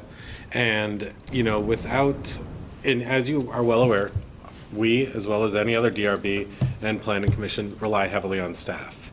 So for us not to have staff comments on your responses and you to ask us to give you guidance and direction without their guidance as to how it's applicable to this project and the LDRs, I'm not comfortable with us hearing your responses and getting our input back without having had staff had time to review and give us their feedback. Can I just weigh in just real quick? Yeah. Because we were scheduled to present to you on December 3rd. Right. We had all staff comments. So if we had come December 3rd, we would have presented the same information we're presenting tonight. So essentially, I mean, the data we're presenting is no different than if we had showed up December 3rd. Because, you know, anytime an applicant comes to the board to present data, they're providing responses to staff's comments, which is exactly what we want to do tonight. And we're saying if Marla hasn't had a chance to review the latest site plan material, which, to be on the record, was submitted a week ago, Friday, it was the 24th, which was the requirement, which is what Paul and Marla asked us to submit on that date. So we did meet the deadline per their request. What we'd like to do tonight is just discuss the items that were in the staff report that was ready to be discussed on December 3rd. Okay. It's just we're not going to be able to give full analysis. And we fully understand, if we provide, Okay. yeah, we fully understand understand. we're Let's go coming through back. them. Let's go through them one by I one. think, Sure. I mean, they're here. Okay. I think Yeah. we can be open to That's fine. hearing what they have to All say, right. but Yeah, I mean, and we knowing that realize- we may not be in a Yep. position to. And we realize we're coming back, but I want to echo Yep. what Skip Heckner said is, listen, if there's some fundamental big issue here that really changes the trajectory of a project, we want to know about that. Yeah, okay. And whether it's in the 6 or not, but Right. I think it's pretty clear what they are when we Right. get to them. Okay. All right, so why don't we at this point start going through the staff comments? Thank you very much. Sure. All right. If I can recommend that if the board's going to step through more than the first 4, maybe we go with the packet for this hearing for the first 4, and then we switch over to the packet for December 3rd for 5 through 36 or 39. Find that packet.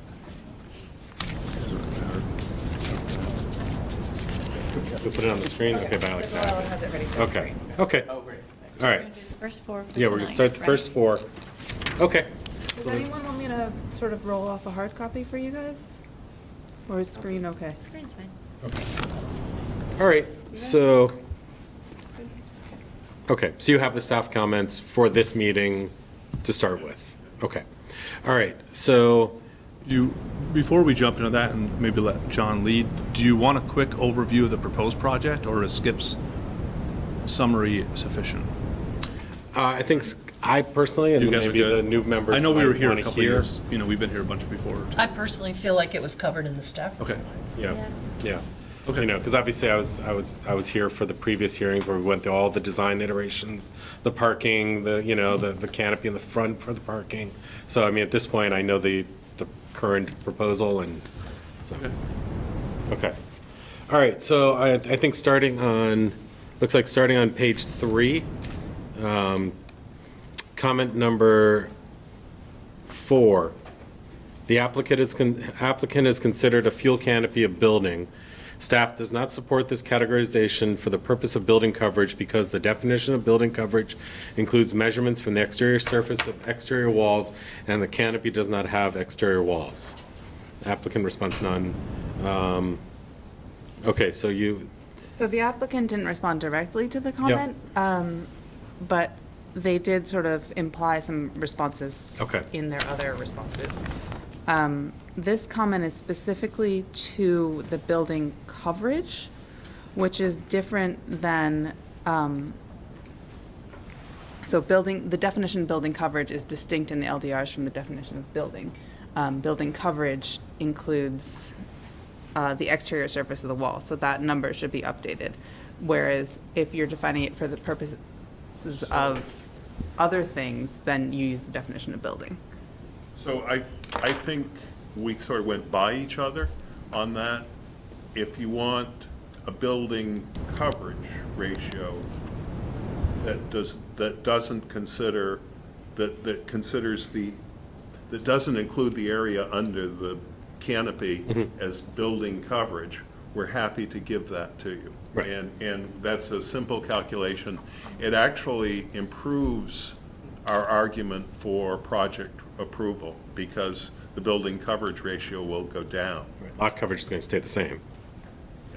Right, and for the record, the building coverage proposed, when we were counting the canopy, was 15%. Yeah. If we remove the canopy, it goes down to 10%. I don't think it's a discussion of whether you're over or not over. I think it's trying to get proper calculations. And that's fine. Okay. And we have no problem submitting a plan with 10%. Okay. Our concern, though, is just that we believe the canopy is a building, and that has implications on other criteria. I understand that. But we're, in giving you the coverage, we'll calculate it however you tell us to calculate. Yep, that's for further down.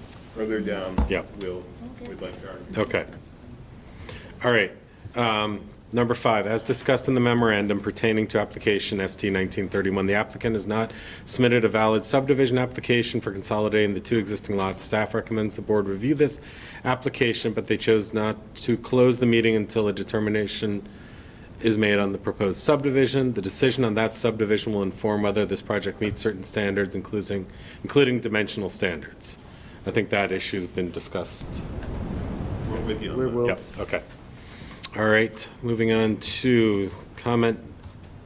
Now we're on to Properly. proper, yes. So number 5, page 5, comment number 1. If the applicant disagrees with the guidance the board provided at sketch regarding expansion of a nonconformity, staff recommends the board ask the applicant to explain why they disagree. Staff recommends the board require the applicant to either resubmit memoranda provided at sketch plan substantiating their position or provide an updated memorandum substantiating their position. Is this regards to, this is the nonconforming, expansion of a This is the nonconforming? canopy This is the expansion of the canopy, fifth one. right, okay. All right, So, could I try that one? yep, We would like to have, well, first of all, our goal is to try to convince you that we can have 5 pumps. That would be nirvana. That is an issue that was debated for a long time and pretty thoroughly. We understand that there are additional board members, so if we can turn those board members, or if we can get those there to come over to a different place than the people they replaced, then maybe we can come to agreement on that. But if we can't, then we would like to have a respectful disagreement with you and go through a process to get it resolved in a way that allows us to go forward one way or the other on the project. Okay. So the respectful disagreement, the way we would propose that would happen is if you believe that we're not entitled to the 5 pumps, then please just make that decision. But at the same time, we would like you to approve a project that has 4 pumps, which you guys believe you can approve. And we will give you the documents that you need, as long as you will act on our 5-pump proposal, we'll give you all the documents that you need to document and to review the 4-pump proposal, and so you have a record of what you approved. We will then, and I mean this all respectfully, the issue of whether we can have 5 pumps or 4 pumps is something we disagree about. No one in this room has the power to resolve that disagreement. So what we would like you guys, is to set up the disagreement, and we would probably take an appeal, and wherever the appeal goes, that's what happens. So, but we believe that in doing it in that way, we can still get the transaction done, and we can, and frankly, I think we can construct the store. And then if later on we get the decision that indeed we can have the 5 pumps, then we do the 5 pumps. So right now, currently you have 4 pumps, right, out there? That's correct. Correct, okay. So, and we have had this, and there's 3 new board members. John, you've been on the board during all these discussions. The discussion is that whether an expansion of a non-conforming use and adding a 5th pump, we, as the board, have pretty adamantly been solid that it's an expansion, therefore the 5th filling station pump is not an approved expansion. And to step back a little bit, a filling station would not be allowed at all in this location if they were coming to us today, right, without having it already there. So they're expanding a non-conforming use. Now, the problem I have with your proposal, how you want us to go about doing this, is that it's my position that 4 filling stations is your max. That a 5th one, I would be inclined to just deny outright. So, that's fine. But we don't have a 4 filling station proposal before us, and we don't know how that changes the site, because the 5th one is pushed to the back of the property, which pushes the parking back, which, I've looked at the turning radius for, the fuel pump and all, truck going through there. The parking aisle with a car tight up against the aisle is tight. Getting that 5th spot opens it up, but we haven't seen that to be able to review and approve it.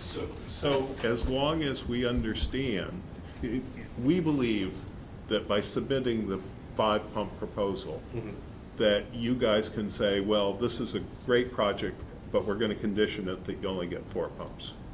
So we think you have the jurisdiction to reach that decision, but we want you to have all the information you need to review the 4-pump proposal and to document what you're agreeing to if you should approve the 4-pump proposal. We just want you to do it in a way so that you take action on the. But you're talking about 2 different plans, right? Right, so I think what John is proposing is to submit 2 different plan sets. Where if you want, 2 different, I don't know if they're 2 different proposals. They're a set of, I don't think they're, in my mind, they're not 2 different proposals. Okay. But we will give you a set of documents that shows the 4-pump proposal. Okay. And you guys can review it to your heart's content as to whether you think it complies with the setback requirements and everything. But, and we'll give that to you, you know, we actually have a four-pump proposal that is, we've done. And we don't want to, we don't think it's fair to you to put it on your desk tonight, but if you want it, we'll put it on your desk tonight. And I understand what you're going at by saying, you know, your four-pump proposal doesn't change the site plan, it just gets rid of that little expansion of the canopy That's right, and the yeah. pump, because you're hoping to succeed in court Yeah. to be able to get it, so you don't have to, because I'm saying a four-pump proposal, you could not make the site so tight, you know, that putting the fourth pump really makes that site, you know, your 24-foot aisle has the car tight against this lot. Most people don't park that close to their lots, when, you know, the pump when they pull in. So therefore, you might not have enough room for the car that's parked in there perpendicular, you know, to back out. You know, those are the issues I have with the 5-pump set. So saying we want a 4-pump fixes all that stuff, but you're saying your 4-pump option is just getting rid of it because you're hoping to get it in court. And that's my issue I have with sort of the 5 versus 4 discussion here. So if the board were to review, see, I think I understand what you're saying, and it's a little bit of a wrinkle because we haven't talked about it with our team to understand the sort of process of what you're proposing. I can commit to having a conversation internally about process within the next couple days. My concern, I think, was exactly what you were saying, is if the board goes forward with review, if we figure out the process, if we find a way to make this idea work, and the board reviews this 4-pump concept, there's 38 other staff comments that may require modifications, and after those modifications are made, does the 5-pump concept still fit? And I guess that might be your problem in that case? Well, our goal ultimately would be to give you a matched, it would be to resolve all of the 38 questions on a 5-pump proposal and a 4-pump proposal. So you want them to look at both and then say, Nope, yes, say no if that's what you believe. I mean, we just respectfully disagree with it. If that, but I think please. as a practical matter, I think Marla's got a really good point, that it could change. That if you, as we go through the list here, I think most of the comments that the staff has really aren't negatively impacted if the pump goes away. You're gonna find that, you know, the 45 comments, if the pump goes away, 35 really don't relate to that. So I think we're gonna have a small locus of issues, you know, that are affected. You know, the front yard setback calculation, which is, we're gonna discuss here in a minute, isn't affected by getting rid of the pump. So I think we'll find if we get to that it's not a real big duplicate effort on the issues before the board.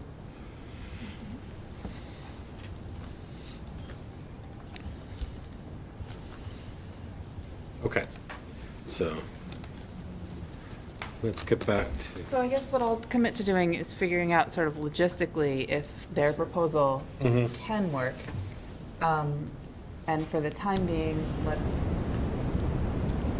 think John and Skip here are asking for some clear guidance on whether the board is going to change their minds on the 5-pump proposal.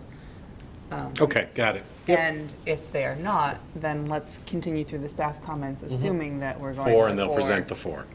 Okay, okay. All right, well then let's get some feedback from the board. How does, you know, does anyone need additional information to be able to have an opinion on it? Do you need some background on the expansion? On the 4 versus 5? Right. I mean, do we want to put the site plan up so that, you know? Skip, when did you, wrong Skip. Skip Hockner, when did you remove the 5th pump? That was a mistake. When did that occur? 1718 is when we did the underground storage tanks at the site. And so at that point in time, with the new technology, with equipment, you could tie in the diesel product to the MPD. Thus, it's like, we'll, you know, get rid of the pump around the front side of the building, clean it up, and move forward. And looking at it today, it would have been easier if I had left it there, for argument's sake. And where was the 5th pump? In front of the building, the south side of the building. But that was more than 6 months ago. Yeah. And 6 months is the deadline for Okay. Okay. Discontinuing a nonconformity. Yeah. Okay. But if I could just say, we don't believe we're expanding the site, and I don't want to belabor it, but I just want to make sure the people who were not here understand our argument. We don't think we're expanding the site. The whole site was a gas station. It's a gas station now. It's going to be a gas station use in the future. Whether or not you have 4 pumps or 5 pumps, the whole site was a gas station use and is going to be a gas station use. So that's the nature of our argument. We think that there's good case law that says we can have, the number of pumps really doesn't matter. It's the area that you use for the gas station use, and that's not And changing. I think John submitted with the December package our essential legal brief on that, which we had an extensive debate with one of your former colleagues who was a lawyer, rather spirited debate on it. So there is, that documentation from our position is in your packet somewhere at some point if you want to look at our. Can I just ask why the 5th pump is so important? It's important because for this type of use, you get peak hour use. And the fifth pump's important to be able to handle the traffic that comes through there. Just curious. Just because it's a peak, these types of uses are peak hour uses.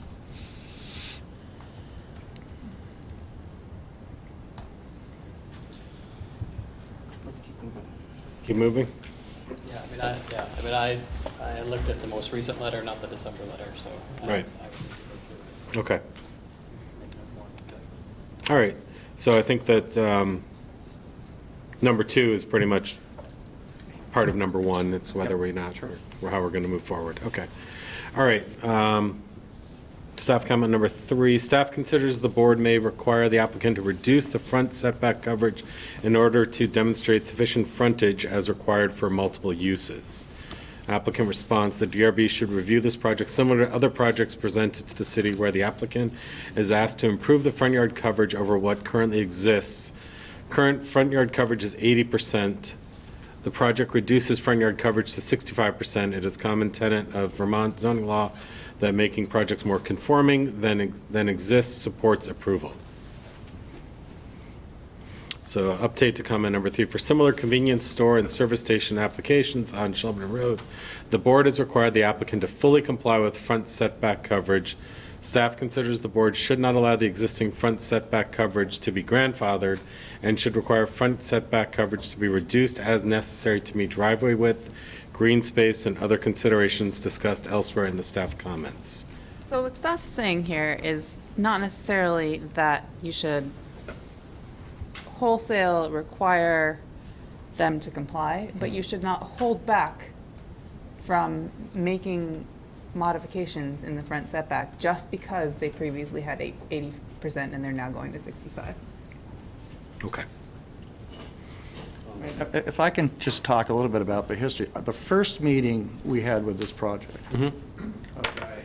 was with prior staff, and it was the main issue for us. We said, listen, we can't comply with under existing law with the front yard setback, but we can make it better. And the direction that we had at that time, Chris was in the meeting, was that's great, do the best you can, which is what we've done. Okay, that's number 1. Number 2, we've been to 3 sketch plans, okay, where which is a fundamental design issue for the project, where this issue's never been an issue. So I think it's a little bit problematic that at this late stage, after 3 prior meetings, something that is key to, this, as Skip pointed out, there's a lot of moving parts to try to design this project so that it works. And, from the beginning, the front yard setback was an issue for us, and we think we've made tremendous strides. And, with respect to other convenience stores, I don't think there's a carve-out in the DRB regulations that says, convenience stores can be treated differently with respect to front yard setback than the 4 projects that were recently approved for other developers. So, again, we're at our limit in terms of how much more green space we can have out front, because we don't have any more room. Well, what are the curb cuts that you're proposing? Yeah, so essentially, I don't know if you want to go back to the existing conditions, but The north site, so where the existing gas station convenience store is, it's Right. essentially one open curb cut. There's no curbs, you can There's pull a, in, there's a little cross. bit of a reveal, but it's actually so small that people can basically enter and exit the site wherever they want. Okay. On the south site, where the motel is, there's a curb cut right where the cursor is there, the little finger. We're actually proposing, so as part of the proposed plan, we're actually closing the entire north curb cut, so in front of the MPDs and south. I don't know if you want to go to the next sheet. And we're going to have one curb cut opening on the north side. And then on the south side, to provide separation between the curb cuts, which is what actually V-Trans prefers, we're shifting that curb cut to the south. Because the MPDs are scheduled to remain, and there are site constraints we have to design around, there's a little bit less green space there. But if you look at the green, we've added as much green space as we possibly can. There's a CWD easement in there, so we've got the water line, we've got the proposed bike path or sidewalk, and the access to the building. So we've actually, and it's always been our experience, is like for these sites, hey, if you can, as long as you don't make it worse, you can't make it worse. But if you can make it better, that's a win-win. In this instance, we've narrowed the curb cuts as much as we can to still allow, turning movements and that to occur. We've also, just to touch on what Skip Hockner mentioned earlier in the evening, when I mentioned October of 19, we've been, since October, been working with the state to secure highway access, the LOI. Because essentially we're not accessing a town road, it's a Route 7, it's a state road. So we've worked very closely with the state on the curb cut widths, the north entrance, whether you can have a left turn or right turn lane there, and also the landscaping. So putting all that together, just for reference, if you look at the zoning data down there, we're really reducing it. If you look at the combined lots under existing conditions, it's at 80%. We're reducing it to 65%, which is, given what's out there now, is a pretty significant reduction. And quite honestly, for safety and access, we can't narrow the curb cuts, and that's really, a lot of green space for given the size of the sites. We currently have a 36-foot proposed curb cut on the north side, and I would agree that that's probably given all of the turning radius and truck movement I'm seeing, is about as tight as you can get. And yes, and just to further what Skip had mentioned earlier, we actually do have, I just got it today, I do have the LOI in hand from the state, so they actually have approved both curb cuts. The one condition they did ask for is on the northerly curb cut, we'd have a no left-hand turn sign exiting the site. But that was one question I was going to have in terms of turning movements out of the site. Once, given the location, this location, and its proximity to 189 and all that, is the southernmost curb cut a left turn? Yes, they've approved the southernmost curb cut as a left turn or a right turn, and then obviously we have the rear access through Hannaford's. Okay, so is it going to be like 3 lanes in or out on the southern? Both are just 2 lanes. Both are just 2 lanes? Yep, that's currently the way we're proposing it. Okay, but the southernmost is a 40-foot curb cut. Correct, and that's what you actually need for the tractor-trailer trucks or for the fire trucks. So we've also provided turning movements. The proposal is a fuel truck would likely enter the site coming from the north, loop through, they'd be able to fuel, and they'd exit the site through the south. So for them to make that turning movement, and 40 feet is quite honestly, that's what V-Trans allows for commercial access. So it's not like we're asking for 45 or 50, it's what they asked for. Excuse me, sir. Just food for thought here too, because after 40 years of being down at that location, I can tell you straight up that northbound traffic on Route 7 doesn't cross over to go into that location. Okay, yeah. nor do if you're in the location, you don't go out to get into northbound lane. So you're going to go through Hannaford. What all the rules are with all this, common sense has prevailed over the course of time. And going back to one of the great things with Skip negotiating the deal with Hannaford's is that here you go, you can come in, you can do your thing, and you can exit out the back without even touching Route 7. And so there's a lot of pluses to this, a lot of pluses. How does the board feel about front yard coverage? Okay. Okay. Let's move on to, I'm bouncing back and forth in my document, so give me a little. Bottom of page 6. Bottom page 6, okay. Comment number 4, staff therefore recommends the board require the applicant to provide a breakdown of retail versus restaurant use in order to determine whether they wish to grant a modification of parking requirements.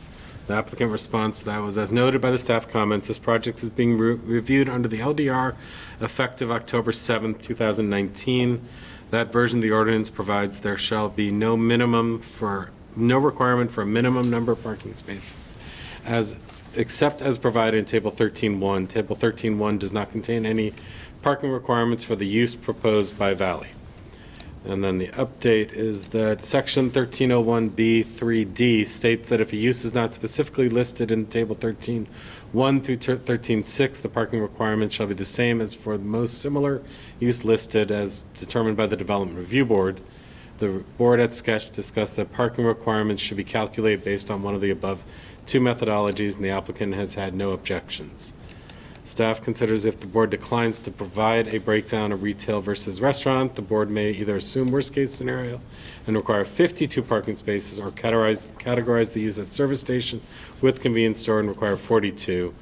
Alternatively, the applicant may withdraw and resubmit their application to be considered under the LDR effective November 29, 2019, which does not have a minimum required number of parking spaces for commercial use. Staff notes that should the applicant withdraw and resubmit, the applicant would be required to fully comply with the November 29, 2019 LDR and may not apply only some of the updated regulations. So we did receive a response from the applicant, and that's the middle paragraph in the piece of paper I handed to you guys, which is the letter you had sent to me.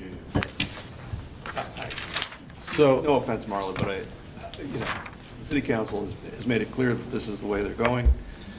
I completely disagree with it, but I think putting them through a song and dance for no reason is for no reason.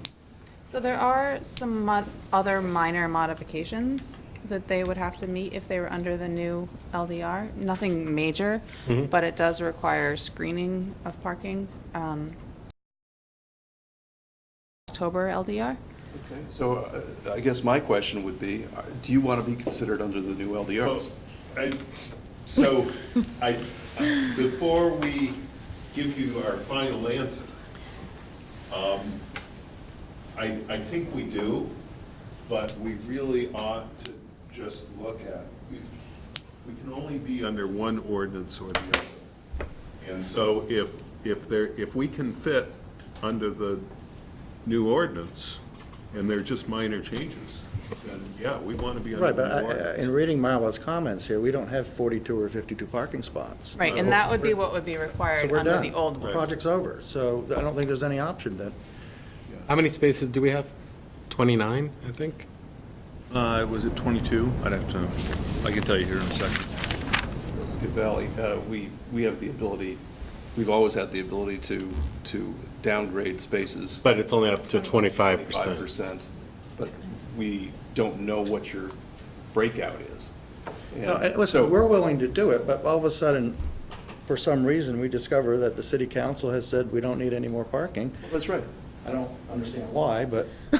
Neither do we. Neither do we. And so we we're saying. unanimously agree with fine, you. now listen. But it's the regulations, so. If you want us to go through, just to give you an idea, we can do that, but if there's something that says you have no requirement, and my understanding is the ordinance change was primarily that, and there weren't a lot of other, there probably were some, as Marla points out, but there weren't a lot of other substantive changes to the ordinance, right? Yeah, I think the only substantive change would be that it's requiring any parking you do provide to be screened. Which, that's fine, we'll figure that out.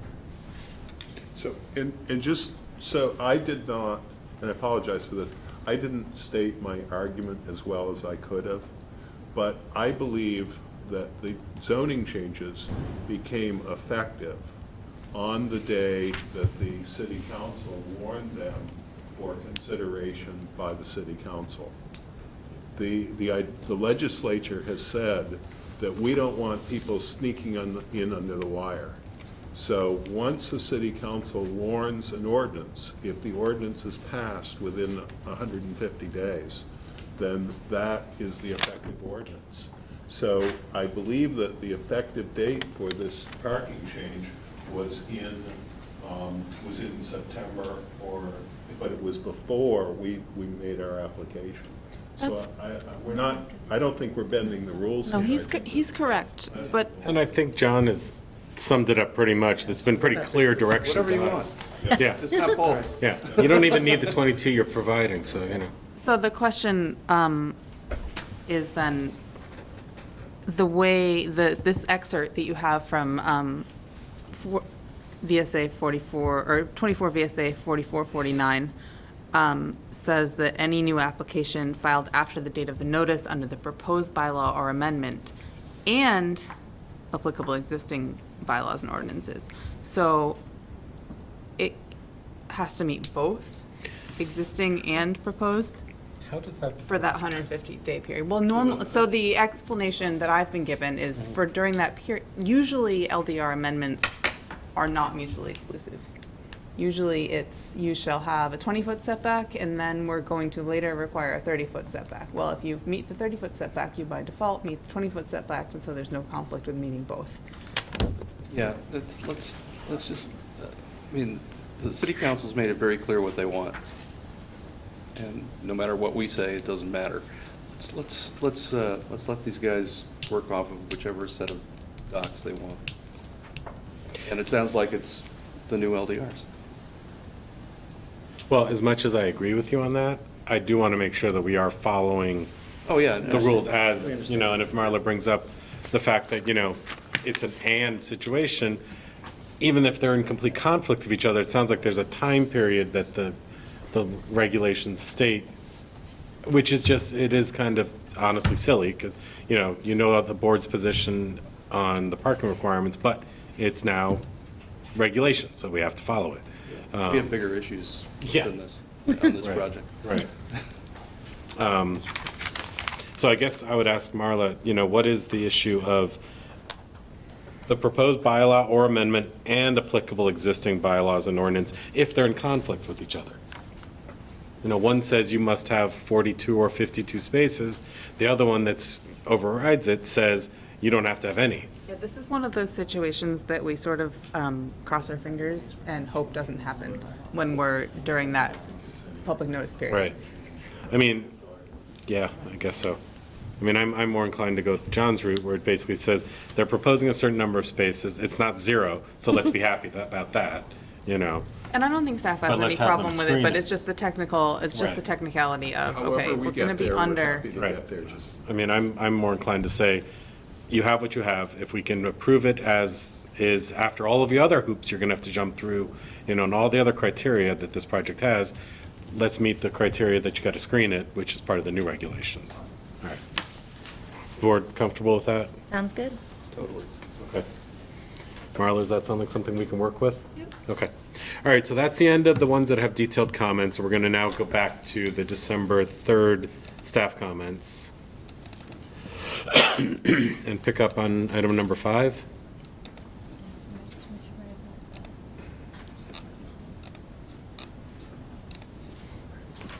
So, do you want me to lead, or do you want to? Sure, go ahead if you want, or I can just address 5 if you want. Bottom of page 5. Yep, bottom of page 5 is staff considers the parking spaces north of the proposed building adjacent to the proposed additional fuel pump do not appear to meet the minimum drive aisle width when a parking space at the fuel pump is taken into consideration, which was my biggest just issue with the 5th fueling station. And that goes beyond the expansion of a non-conforming use. It goes to more functionality of the site plan. So essentially, I know it's new information, but what we did is we actually placed a vehicle at the fuel pump. Right. And we showed a 24-foot aisle width. Right. And honestly, that design and this separation distance, we've done a lot of projects with Skip, and they certainly don't want to have a design that doesn't work for vehicles, either opening the doors and hitting the MPD or having vehicles not be able to pass, and it works. Right. So Chris, your revised plans are in the packet, if there's anything you want to point to. But does yeah, so I mean, if you want to go to our revised, Aren't we working off of a 4-pump concept anyway? No, because we don't have it to review. We're still. Okay, but we've turned down anything more than 4 pumps. Right. So I guess, are we discussing this under the auspices of it being a 4-pump fueling station where you're not going to have that 5th one that's going to have a aisle issue? Yeah, see, this is where it gets challenging. I know, that's where we were trying to figure out how do we. Pretend, and imagine what it would look like without the 5th pump, but we don't Well, actually yeah, have that. basically it's just a If you bigger had- field of If you asphalt. did a 4-pump, would it look exactly the same except not have the 5th pump? Yes. Yes, because they want to go back to court and get Off the that 5th. little appendage.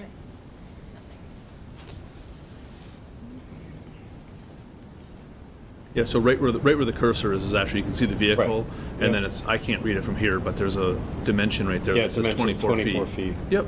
Yeah. So is it worth sort of taking a pause and sort of explaining how this 4-pump would look? You're saying it cuts off the appendage. I see that the roof drain comes down through the appendage. You're just going to rejigger the existing to Well, correct that? the easy way to look at it is the canopy would be as it is existing. That's it.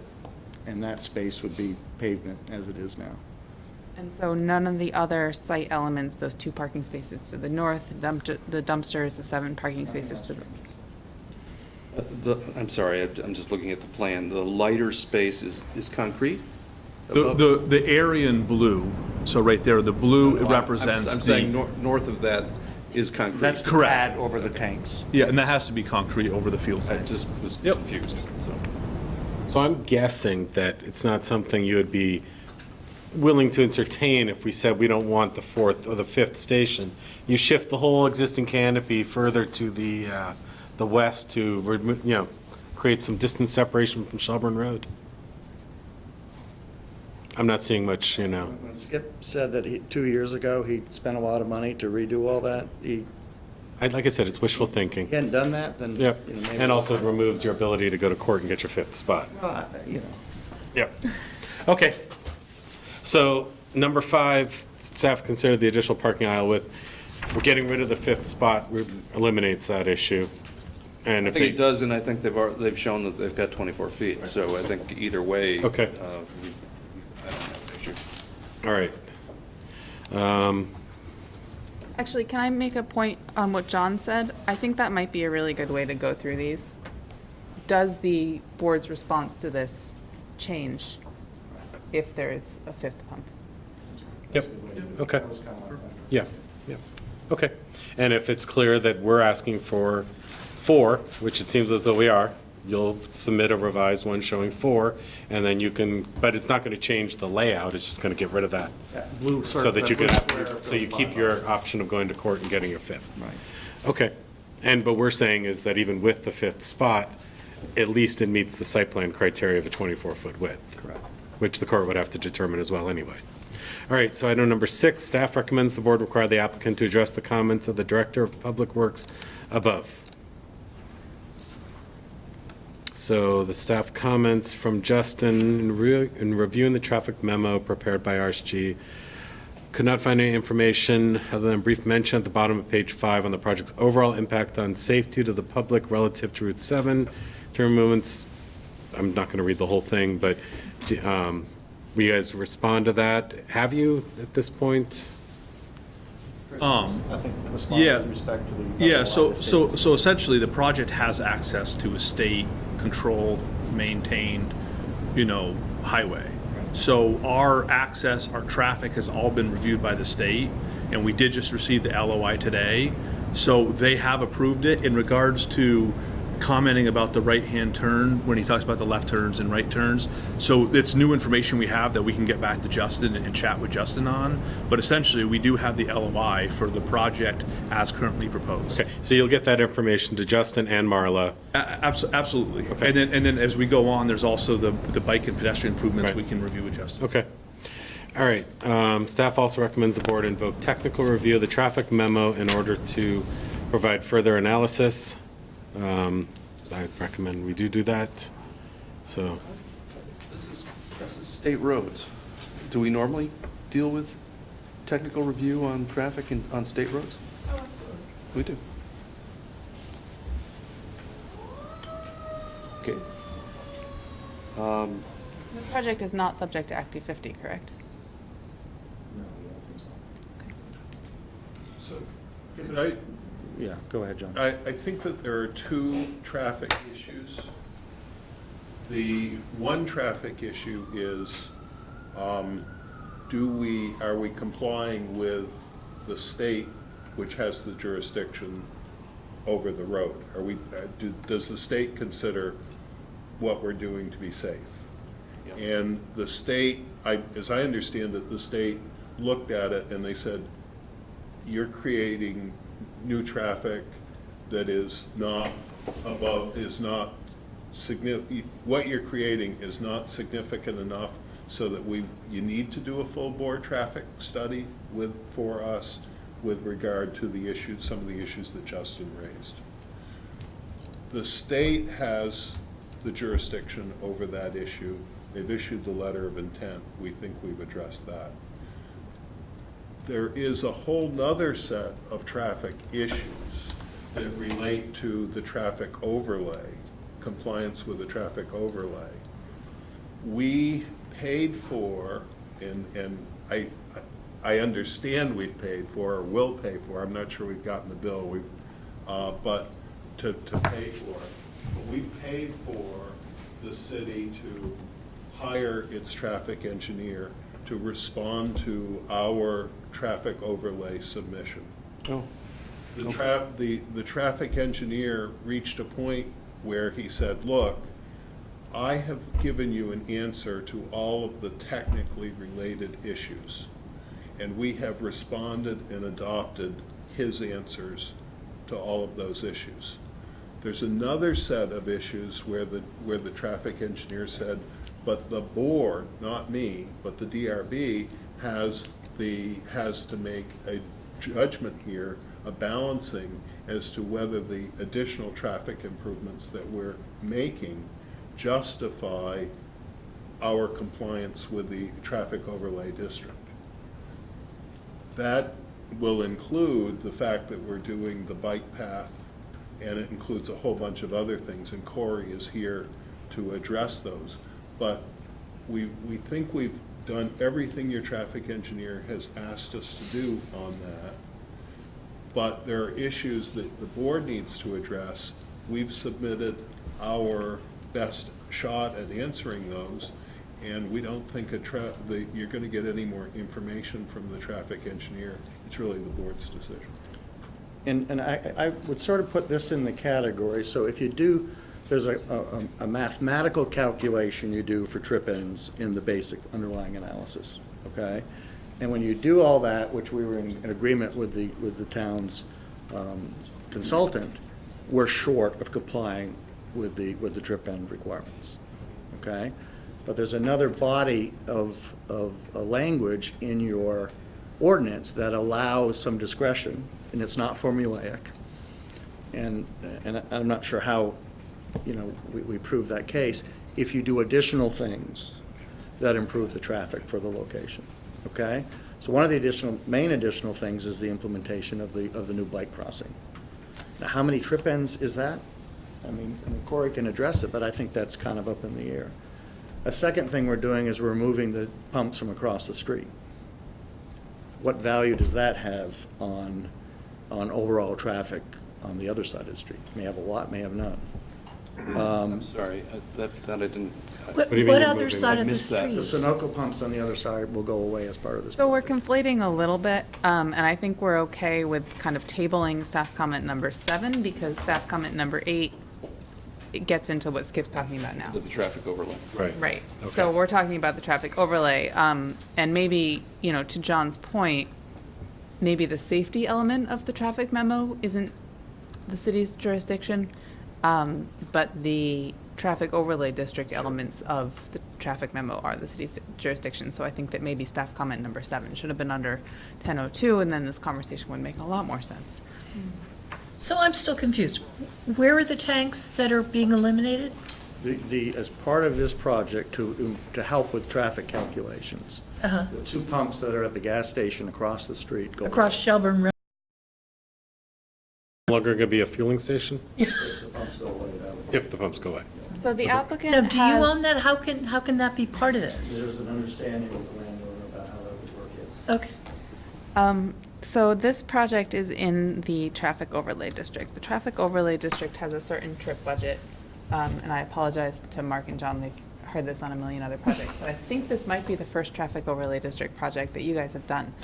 The traffic overlay district sets the allowable number of trips on a parcel based on the parcel size and the parcel size alone. For any use that generates more than that number of trips, the applicant has to construct mitigation measures to reduce the impact of those trips. So this project has a budget of 15.56 trips, and the applicant has prepared a memo estimating that they generate at least 200 trips beyond that budget, so they have to provide mitigation for the impact of those 200 trips. So they've come up with several mitigation strategies described in their traffic memo to address those additional 200 trips. And one of those mitigation strategies is what Skip's describing. Do they have to propose, and I'm sure you're here to speak to that, but do they have proposed mitigations to get it back down to 15.56 or whatever the difference they have to pay trip end? Nope, it's to get it back down to 15. Okay. The trip and the traffic impact fee is sort of a separate animal. Do you, maybe it makes sense for you to present on the traffic mitigation study or the traffic mitigation proposal? Yeah, I'd be happy to. I don't know if you have it, you can pull up, just there's a table in there that kind of just outlays all the different credits that we calculated. So the way the LDR is written is that you get that base credit based on solely on the size of the property. And then the LDR does lay out a variety of different steps that you can do to modify the site plan or change the existing conditions to get some additional credit to that end. And so we outlined the various credits that we had calculated. One of them was having access to the Hannaford Plaza back there. There's going to be a lot of site traffic there that's going to siphon off their initial demand.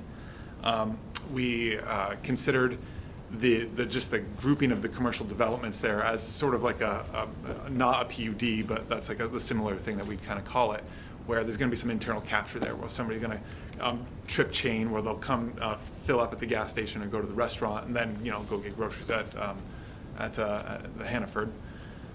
So we calculated. Do you have a feel for how many cars you're expecting to go through to Hannaford? Yes. Yeah, and that's all outlaid in the memo. The table is on page 6. It doesn't have a number. And I'm basically reading off of this, and there's numbers associated with each one of these. So if I could just interject, I believe your traffic engineer, the city's traffic engineer, agreed with his calculation on that. That was something he could quantify. These are the things that we agreed on, yes, absolutely. So if you can zoom in on there. So these are the different ones. So the adjacent roadway, that's a connection to the Hannaford Plaza. That's where we're calculating another 29 trips from that. The non-US 7 trips, internal capture, that is that connection, the land use, complementary land uses there. Closing one existing curb cut, so that's, we're considering closing the motel curb cut as, a trip credit of 20 vehicles. That number is outlaid. I could explain exactly how each one of these numbers are calculated. The 29 is proportional to the amount of traffic on the different roads on the Hannaford Plaza road. Can I stop you for a second? Yeah. You're closing the motel curb cut, but you're opening one to the south of there. We're moving one to the south of there. Well, there's only one on the motel, right? Yeah, we're technically shifting the motel curb cut, so the credit actually is for closing one of the gas station curb cuts, right? Okay. There's a nuance there, I suppose, yes. Yes. I've always considered that we're closing the motel and moving the gas station.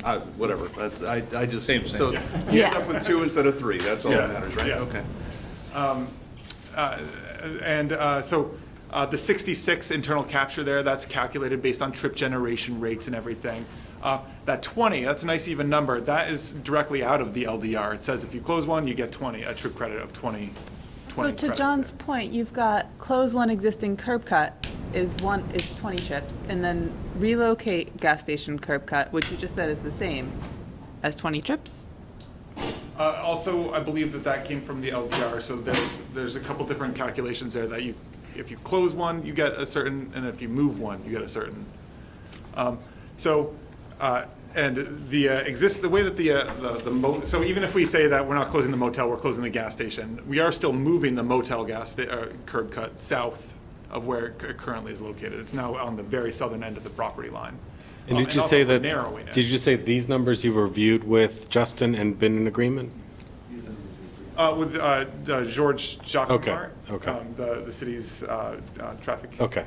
So I would encourage the board to sort of refresh their memories on the December 3rd memo and this traffic study, because I believe that BFJ's responses to that are included in the package. This one, there may have been a little bit of back and forth, and we decided to just, this is what we're presenting. Right, and what they're saying is correct. At the end, they went back and forth, and George's recommendations were, here's my recommendations. At this point, you should take it to the board. Yes, because regardless, as we see in just a minute here, we're still going to be a net deficit.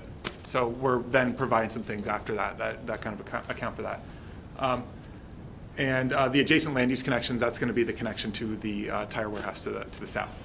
And does that work? Is that height works, the connection to the tire warehouse?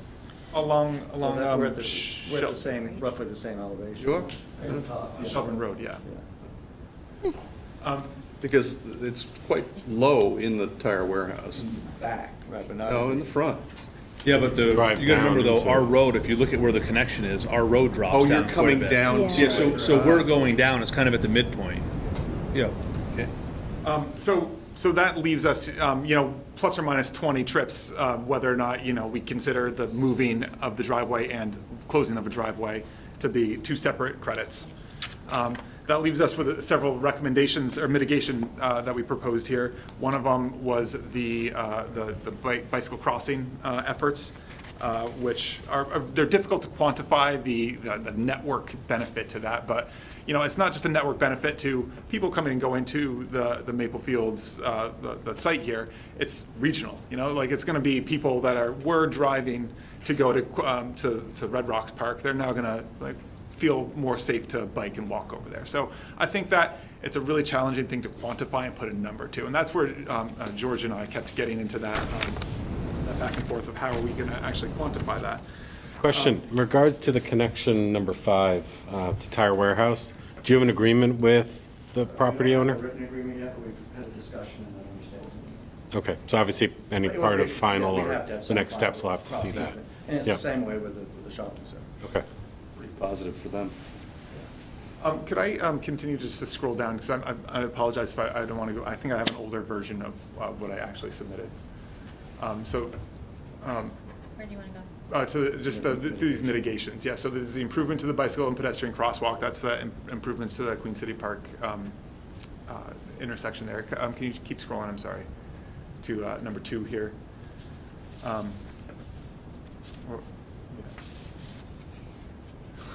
So the improvement that you described very early this evening, the new bike path connection and crossing and all that, that's part of a requirement to get your traffic mitigation for the project? It's Okay. a proposed mitigation. Yes, it's a proposed, Mitigation, I right, to think be able to we- get your trips. Permitting, and with all these, Yeah. but we've gone from a very precise keep going, I'm sorry. ability to calculate based on the ordinance Yep. to a series of mitigation efforts where the impact is harder to quantify. And that's what all these are. I just wanted to clarify that those improvements you're discussing are part of the required mitigations you need to get your traffic down. They're not required mitigations, there are proposed mitigations. Proposed, okay. So just continuing through this Yep. list here, there's this, what I'm calling a reduced pedestrian exposure. So as a pedestrian is walking along Shelburne Road, whereas right now they're basically walking along, I think it's about 85 or 90 feet of just exposed asphalt with a tiny curb. And now there's this planted curb median with very clearly defined entrances. So we calculated that as a benefit. The enhanced streetscape with the plantings along that area too, that I think adds to that benefit. The consolidation of gas station land uses, that's that closing of the Sunoco Detilio sites across the street, meaning there's going to be fewer crossing traffic movements, that's less likely to be an issue. And then this last one is reducing the width of the Detilio curb cut. So that's across the street. We're actually narrowing their driveway as a way to kind of tee up that crosswalk. And that was all through work that we did with V-Trans to get them to really support this crossing. Does your LOI rely on that? It does. So essentially what happened is I think after one of the earlier sketch plan meetings, you guys suggested, we have to meet with the different departments, and Marla or staff actually recommended meeting with a bike and path committee, thinking that maybe this could help with the credits, and it was a good idea. We met with the committee, and they basically gave us this. I'm not saying it was a proposal, but basically saying, hey, this would be awesome if you guys could do this, because like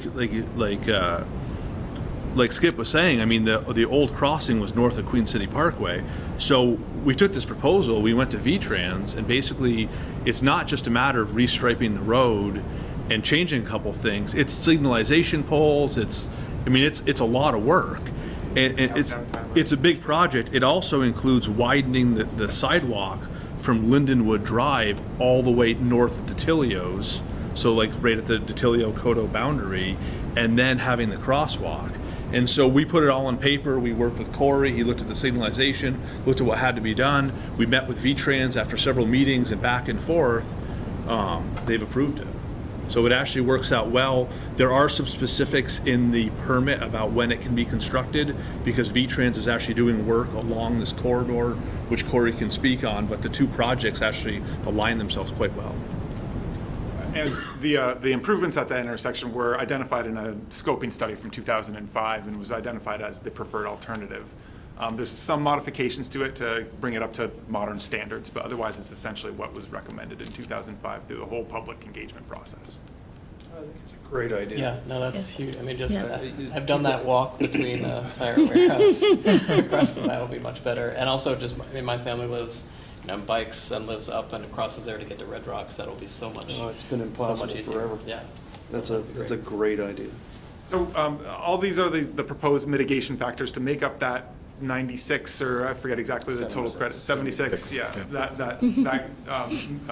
Or 96 if we don't count one of the 20s. Yeah. So and it's like there's no way to put an actual number that this will benefit this project, and it's more of like a regional benefit that is for the and the way that it's written in here as in the LDR is a net benefit for traffic flow along the corridor. And when we developed that, we thought that was all 5 of those were appropriate mitigation to improve net traffic flow there. Right, so the board has to decide, as Corey just said, that this pedestrian improvement is worth their deficit of 76 trips.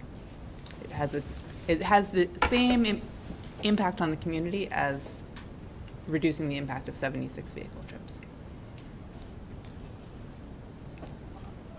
Speaking for myself, I think it does. I think the Detilio's puts it over the top for me. Yeah. But boy, that pedestrian crossing is worth a lot at that spot. I think that's terrific. Well, I think the combination of everything, from the connectivity, the elimination of the pumping stations at Detilio's, however you want to calculate the curb cut reductions, but I think getting rid of that 80-foot wide asphalt curb that pedestrians, crossed at their, risk, and making 2 defined curb cuts at the northern and southern end of the property, I'm inclined to agree as well. Is this an instance where, we're listening to testimony, but, giving feedback is just feedback? We want to get a full review and... This was one that was fully in the board's court. Okay. Okay. Is the board in agreement on this? Yeah. Okay. All right, let's move on. So that's for the Detilio's. It sounds like regardless of the technical details of the other credits, the board feels like this one is worth a lot. So maybe a traffic review isn't necessary. It's been since December 1st or so since I read this, so I just want to refresh my memory on whether there's any issues with the other credits. But okay. we'll All right, consider so we that may table for revisit the it. moment. Okay, all right, so let's move on. So is that also comment number 8? Because that was the traffic memo, proposed credits. Okay, number 9, recommends the board discuss and allow off-site mitigation credit for additional trips, same thing. 10,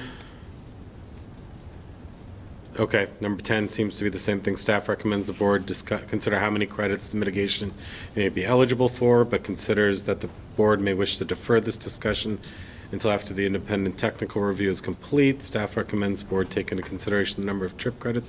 It sounds like, though, we as a board have decided that we don't need an additional review on that issue. Okay.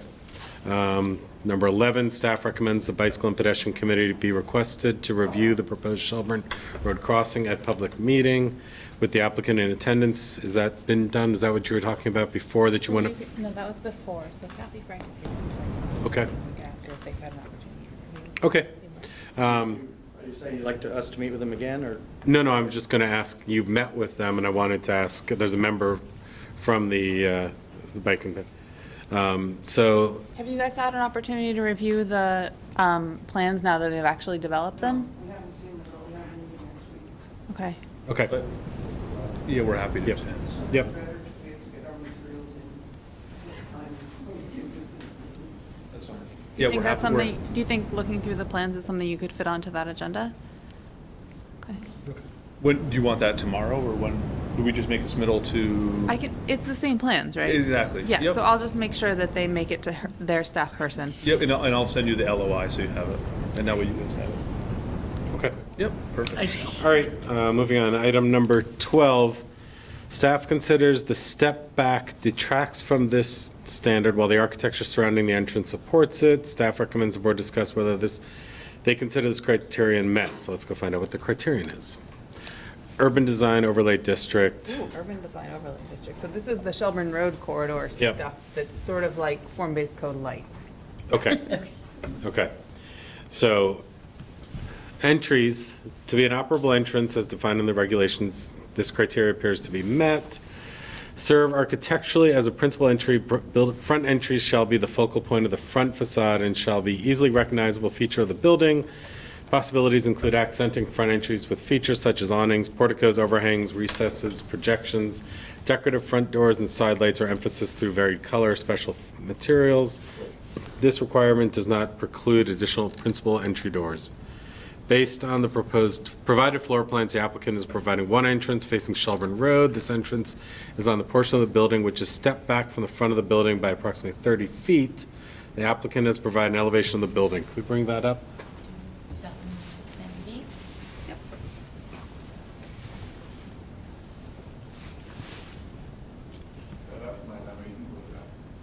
It's all in one document. It's assembled PDF. That's it? Tell me which one's the best one. Is that the front? No. But the only one's- Actually, go to the The cover elevation, sheet. the elevation B is looking from Route 7. That's Oh, the cover proposed. sheet, yeah. It's urban Okay. There you isometric. go. All right, so I can zoom in on that. yeah. Where is the main entrance to the building? The double doors that you see on the, Okay. towards the center. Now, that's because the front of the building, that front face is directly on an access road, like it's the aisle, it's not actually a sidewalk? There is So why couldn't we have the, Yeah, so two things. One, the site plan we had submitted previously had shown the pedestrian access on the south side of the building. Going through the staff comments for that December 3rd meeting, we actually have since submitted additional, if you look at the later plans, we shifted the access to the north, so right there. Yep, if you go to the right a little bit. So if you look, you're coming off, so Route 7, you have the new sidewalk. Yeah. And then you've got the wider pedestrian access, which is a requirement of your rules. So we're showing that, and that access is the main entrance. so we were looking at the side of the building on that. I thought that was facing, No, the maple leaf faces the front, right? Yeah, I think you were looking at, as if you were viewing it from Shelburne Road on that first one. Yeah. If you go to, so that's. The right side is the. right. Yeah, if you. I was, yes. Yeah, if Okay. you scroll down a little bit, that section B that I had, Oh, 10B, 10B. sorry. So if you go down, I think, if you zoom out. So the pumps are to the right? Yes. Yes. Okay. Yep, if you go down, you'll see that B. So this is just the cover page, the architecture are all the way at the bottom. So you'll be losing the service station? Correct. Okay. They should be like way at the last set, right there. So if you scroll, that's the floor plan. So scroll down, we'll keep going. So on the left there is looking from the front. One more down, sorry, right there. So that elevation right there, you can see the double doors on the top. So that'll be the main entrance, and that's where the pedestrian path will access. So there has to be a principal entry facing Shelburne Road per this standard. It's a shall. Any such entry shall serve architecturally as principal entry, yes. Front entry shall be a focal point and shall be an easily recognizable feature.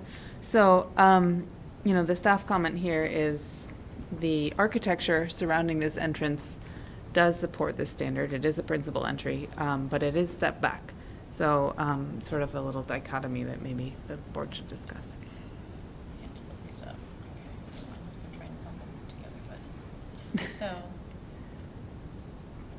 So that bump out faces north. Correct. That's it right there. That's facing north. So this faces. You're looking, that's the back side, that's the front side. The rendering with the Maple Fields logo is facing Route 7. Right. That's the back of the building. That's looking, so the top there is looking, that would be looking south, so that would be like if you're at Queen City Parkway and you're looking south.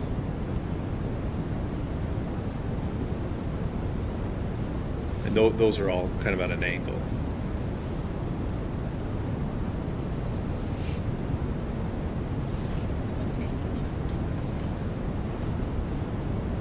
That's, yeah.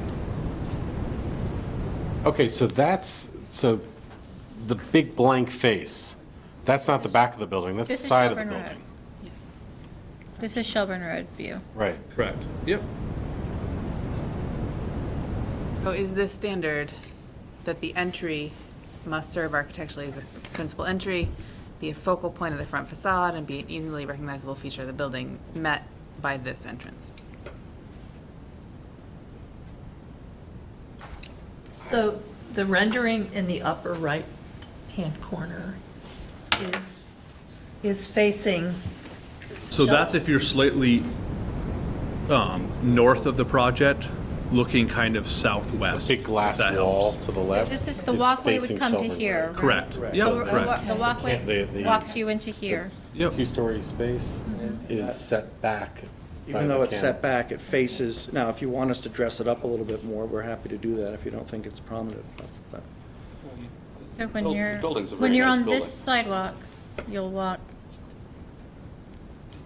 into there. Marla, if they put the entrance on the front face of the building, you're going to be dealing with traffic crossing the entry. True, but it could be pulled up a good 20 feet, so it's on more of the corner that is notched, not back 2 notches. Is there a reason from a site plan Sure, circulation you want your standpoint? entrance as close to the gasoline pumps as possible for all that traffic that's coming in. Can you go back to the site plan? People running in to get coffee and that kind Yeah, of I thing. mean. Yeah, no, I know, I It understand just that. doesn't, the parking is all to the north, and I So think we that- comply with the standard where it is, but to have people come down So all you're the way s- around. Some so- of the parking, there's so some parking that- to the south. but- That site plan doesn't correlate with the current elevations. This is the latest site plan. So the rendering corresponds with the site plan we had for the December 3rd meeting. Okay. This is the latest site plan that we submitted. Would the rendering change with the revised It- process? Yeah. Yes, we will have to update the rendering. Of that, the Because door entrance. if you look at the versus rendering. No, the it's door, got yeah, no, the that door one. entrance See is how the it's got exact two same. notches? Correct. Just that second notch disappears. Yes, correct.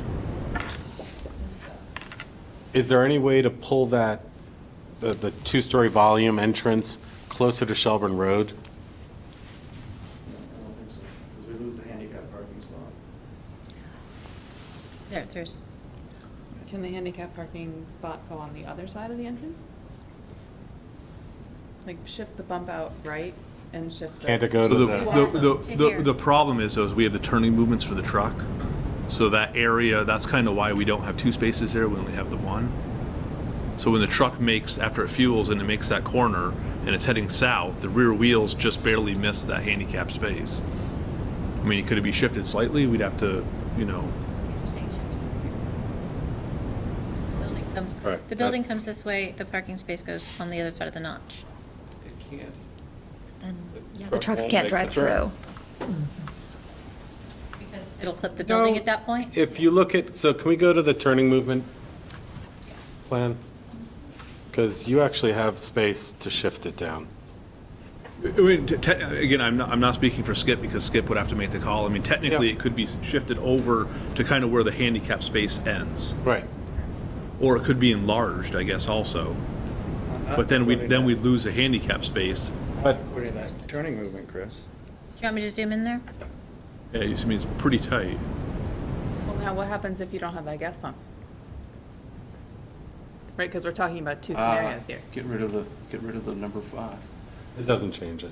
Because right now, they're driving Get through rid it of number anyway. 3 and 4. I mean, Yeah. you have some room to move it down, and right now, to me, that feels like your whole building is oriented on the pumps, not on Shelburne Road, which is one of the requirements in this design over, this district. Your front of the building feels like the side of the building, because the building is oriented to the pumps, which I understand from a functionality of having a convenience store attached to, gas station. If they leave the footprint and just make the entrance much larger and more prominent, would that be better? What if there was a second entrance? Yeah, you could put an entrance on the front that nobody ever uses. Well, you also have real control issues with the second, Is there an Right. entrance on the Everybody's south gonna side of the walk out with building? stuff. I'm sorry? Is there an entrance proposed for the south side of the building? Because there's some parking over Yes. there too. It is a door.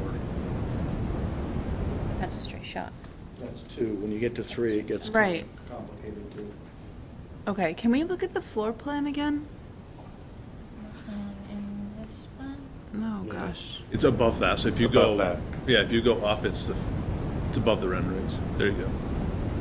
There's an entrance on the south side, over in that right corner. Just bottom right. Bottom right. Yeah.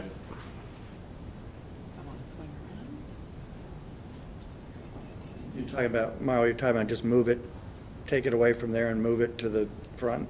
The Yeah, east but the side. problem is Above that's those- just putting 2 doors. It's not changing the Yeah. actual Prominent entrance. prominent. Yeah. and- See, No, if that, I mean, like I said, if that was on the east side with the Maple Fields logo over the top, would that be, then you'd have 2 prominent entrances. I mean, would that be acceptable?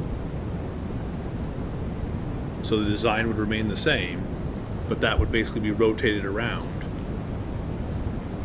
It'd be more distance for the people to walk to go in, but I don't know if that would even work. I think the bigger problem I have is that the door, it doesn't stand out where the entrance is. It's not, right. like, it's just not it's not intuitive that, like, that's where the door is. If the door was even just featured more prominently, I don't think I'd be as bothered by how set back it is.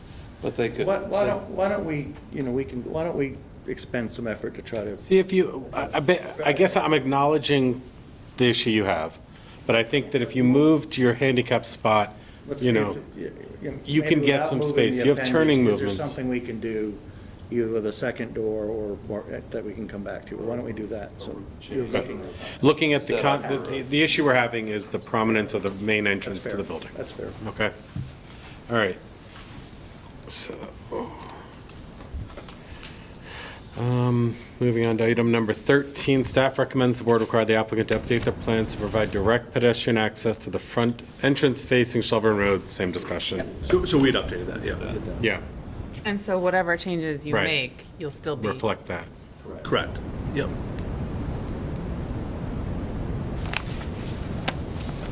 Skipping lots of pages.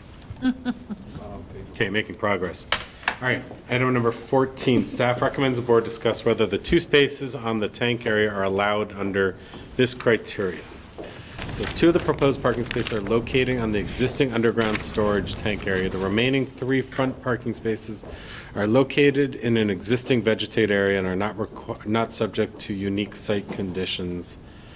Staff considers this criterion does not require the board to allow parking to the front Rather, it allows the board to consider the location of the parking in the building relative to one another.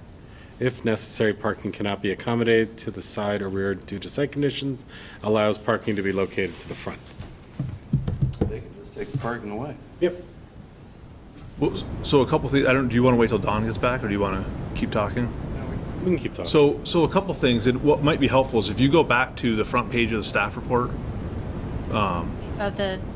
yeah, just your cover page and actually your staff report. There's no grandfathering, if that's where you're going. No, so, Okay. so, Keep going. well, no, so I just wanted to show that existing area right there. So there was a lot of discussions at the earlier meeting about conserving green space, and if you guys remember, we actually there's been a lot of discussion. Some planters. We're going to Right, do some no, I know, planters. which we said no. And it was said no. And so essentially, we have a concrete pad there that Right. we can't plant over. Yep. So our thought was, hey, let's try to maximize the green space. Let's try to, and so we've really, we really tried to narrow it down, and we're limited by lot coverage anyways. So the thought is we recognize that front yard parking, the new rules don't allow for it. However, there are exceptions in there that does allow the board to allow for front yard parking. And so what we're doing is we're proposing 2 parking spaces over concrete surface that has to be clean, exposed, it needs to be accessible. So if you look at section 14.06B2, there's a couple different criteria there, but if the lot has unique site conditions, utility easements, and then it also talks about if you have existing buildings that are to be reused. So we are reusing the canopy, which John has argued is a building, and the thought is that by allowing those 2 spaces there, they're currently entirely impervious. The angled up there you see is the difference between concrete and pavement hatch, but it makes sense to have those 2 parking spaces there.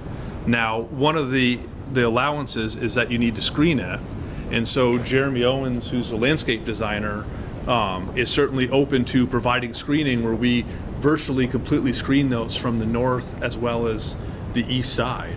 So it's one of those things where it's a great reuse of impervious area that's already there, and we can also screen it and really, make it blend in and enhance the site.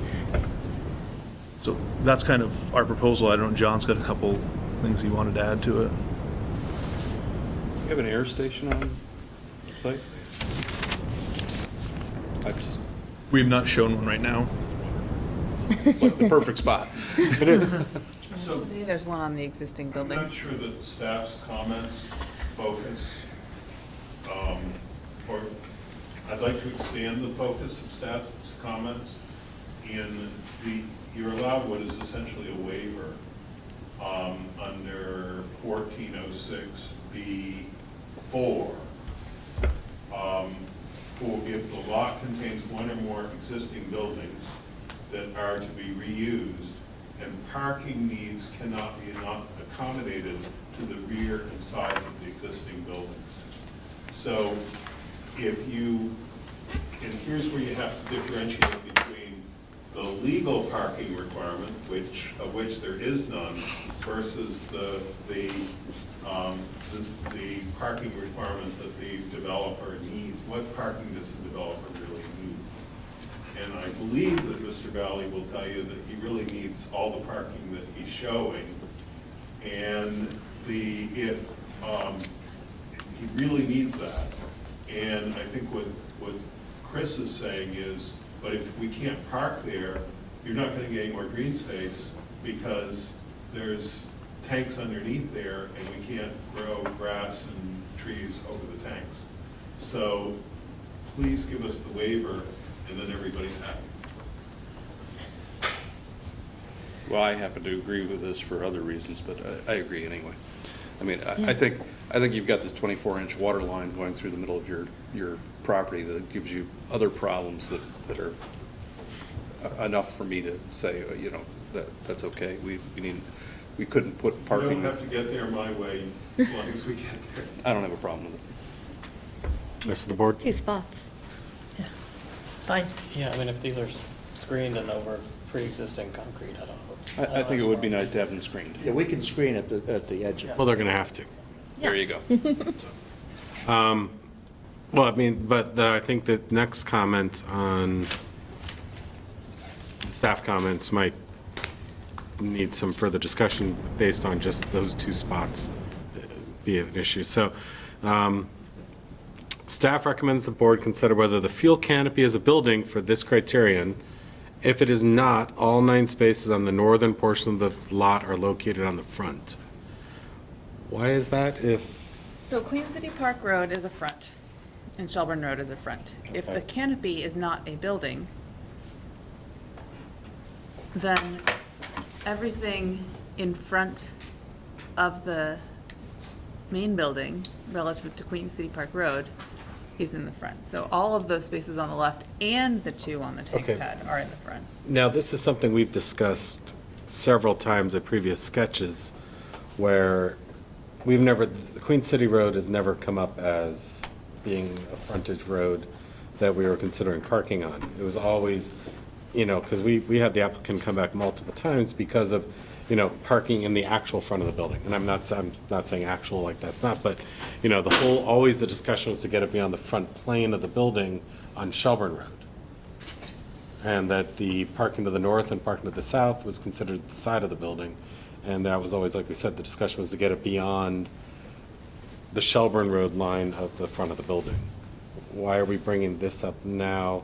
Because when you have a 2-front road, don't you always pick one as being the front, one being the side? That only applies for through lots. Okay.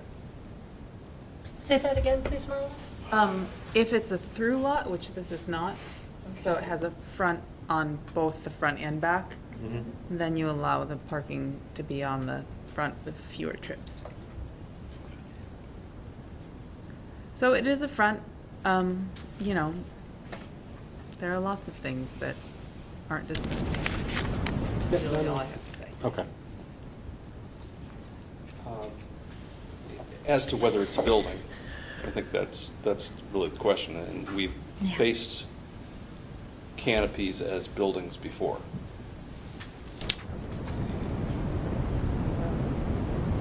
What was that? CVS.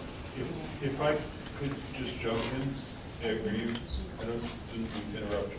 No. But the definition of building in the ordinance, which I think is controlling, is that a building is a structure having a roof supported by columns and used or intended for the shelter or enclosure of persons, animals, or equipment, goods, or materials of any kind. So you've got a roof supported by columns that's intended, if nothing else, to protect the pumps. Sure. If you had a pole barn at a lumber yard, you'd call it a building. I understand that it doesn't have walls, but we've faced this before and we've called it a building before. And the definition doesn't require that it has walls. Well, some definitions. But that one specifically. I don't have a problem with calling it a building. So that brings us to comment number 17. If the board categorizes the fuel canopy as a building, it's this weird, convoluted, and I apologize for not spending more time since December, but it has been 2 months that, you know, we focused on other things. The board categorizes the fuel canopy as a building when more than one building exists or is proposed on a lot. The total width of all parking areas located to the side of the building at the building line shall not exceed 1/2 of the width of all buildings located at the building line. So it's like if you calculated a building, if you considered a building, one standard applies. If you don't consider it a building, then you don't parking in the front. So it's sort of a catch-22. So did you guys want to respond to comment number 17? Because you wanted to categorize it as a building, right? So how would you address comment number 17? So basically, as I understand comment 17, it is that the buildings are not wide, the store building is not wide enough. You basically have, the requirement for the width of buildings is that they be twice the width or depth of the parking spaces. The parking spaces, there are 2 parking spaces, each one is 18 feet deep. We can point them out there as we understand them. But each one is 18 feet, so that's a total of 36 feet. So as I understand the requirement that's stated in comment 17, our buildings have to be wider than 72 feet. If you add the width of the store building to the width of the canopy, then you're 80 feet, and we comply. It's not a restriction on how wide the buildings can be. It's a requirement that the buildings have to be a certain width so that the parking doesn't dominate the appearance of the site. The building dominates the appearance of this. The buildings dominate the appearance of the site. I welcome the board to discuss this, but this is one I'd really like to spend some time on now that we've heard the applicant's So response. let's assume that this one gets tabled. Yeah. So that we have a chance to get Yeah. staff input. Yeah. Yep, okay. All right, moving on. Item 18, staff recommends the board discuss whether the number and height of the proposed retaining walls preclude a harmonious relationship with the terrain. Staff recommends the board consider requesting a 3D rendering showing how this will look. What information do you have to show the We'll retaining? provide it at the next meeting. Okay. Okay. That'd be great. All right. And also taking into consideration if it does not appear to be harmonious, some sort of We'll proposal. have a rendering. Something to, and also how to mitigate that. Okay. Item number 19, staff recommends the board require a reciprocal access easement agreement to be recorded for the proposed cross connection to the south and to the west. That's Yep. been written. That's fine. and is Yep. in discussions. And that would be for the tire store as well. Right, right, that's what they were talking about. Yep. Is it just for access or also for parking, shared parking? No, it wouldn't be shared parking. It would be just access, For the circulation. purposes of this criteria, it's for access. For vehicular circulation access, right. Number 20, staff recommends the board discuss whether the fueling positions are to be counted towards the number of parking spaces requiring landscaping. Should the board include the fueling positions in the parking count, staff recommends the board require the applicant to provide 10% interior landscaping. So 10%. The islands. Yeah, so 10% of parking area has to be landscape items. Right. Right. And then one shade tree for every 5 feet. Are you proposing a shade tree for under the canopy? So if. It's another one of those, pick which way you want to calculate it. But this does change a little bit, I think, under the revised parking standards. Does it? Okay. There's no clarity that a gas station, pump station is a parking space? It is, yeah. It is. In the LDRs that had specific parking requirements, Mm-hmm. gas station pumps spaces counted as parking spaces. So that was the old LDRs. Right. So I think In this the one new needs, if LDRs, we're going to go under the new, I think this one needs some updating. Take a look at it. Okay. All right. 21, interior planting is protected by curbing or retaining walls except the 2 spaces along Queen City Park Road. Staff recommends the board require the applicant to provide curbing in this location. We've added curbing. Okay. 22, 2 of the proposed species do not meet the minimum size requirements. Staff recommends the board require the applicant to update their landscaping to meet required minimum size. So the landscape architect has Yep. a reason for proposing a smaller size. And I think he's ready to address it. Yeah, I think it'd be easier probably for me to explain why we chose what we chose, and then for you guys to make a decision on, what you'd like to see. Whatever you guys tell us to Yep. do. Well, has the city arborist reviewed the landscaping plan? Hopefully. I bet their comments are even in here somewhere. Okay, why don't you describe Sorry. while we're looking? Just Yep. waiting for the landscape plan to be brought up by Delilah. It's there's after the civil plans. So keep going down. Keep going further down. That's the last in this one. Was it, let me go into the folder that had December's,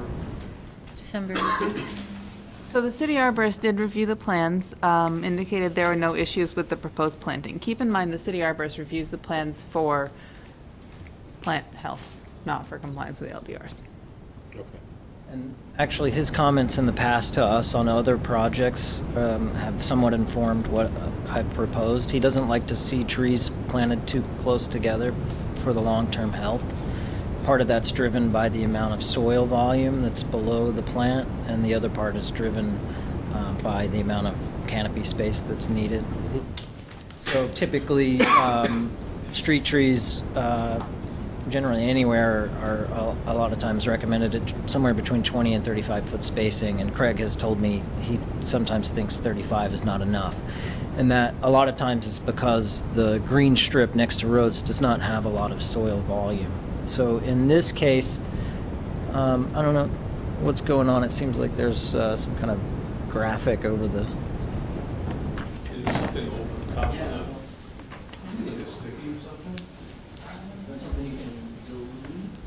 What?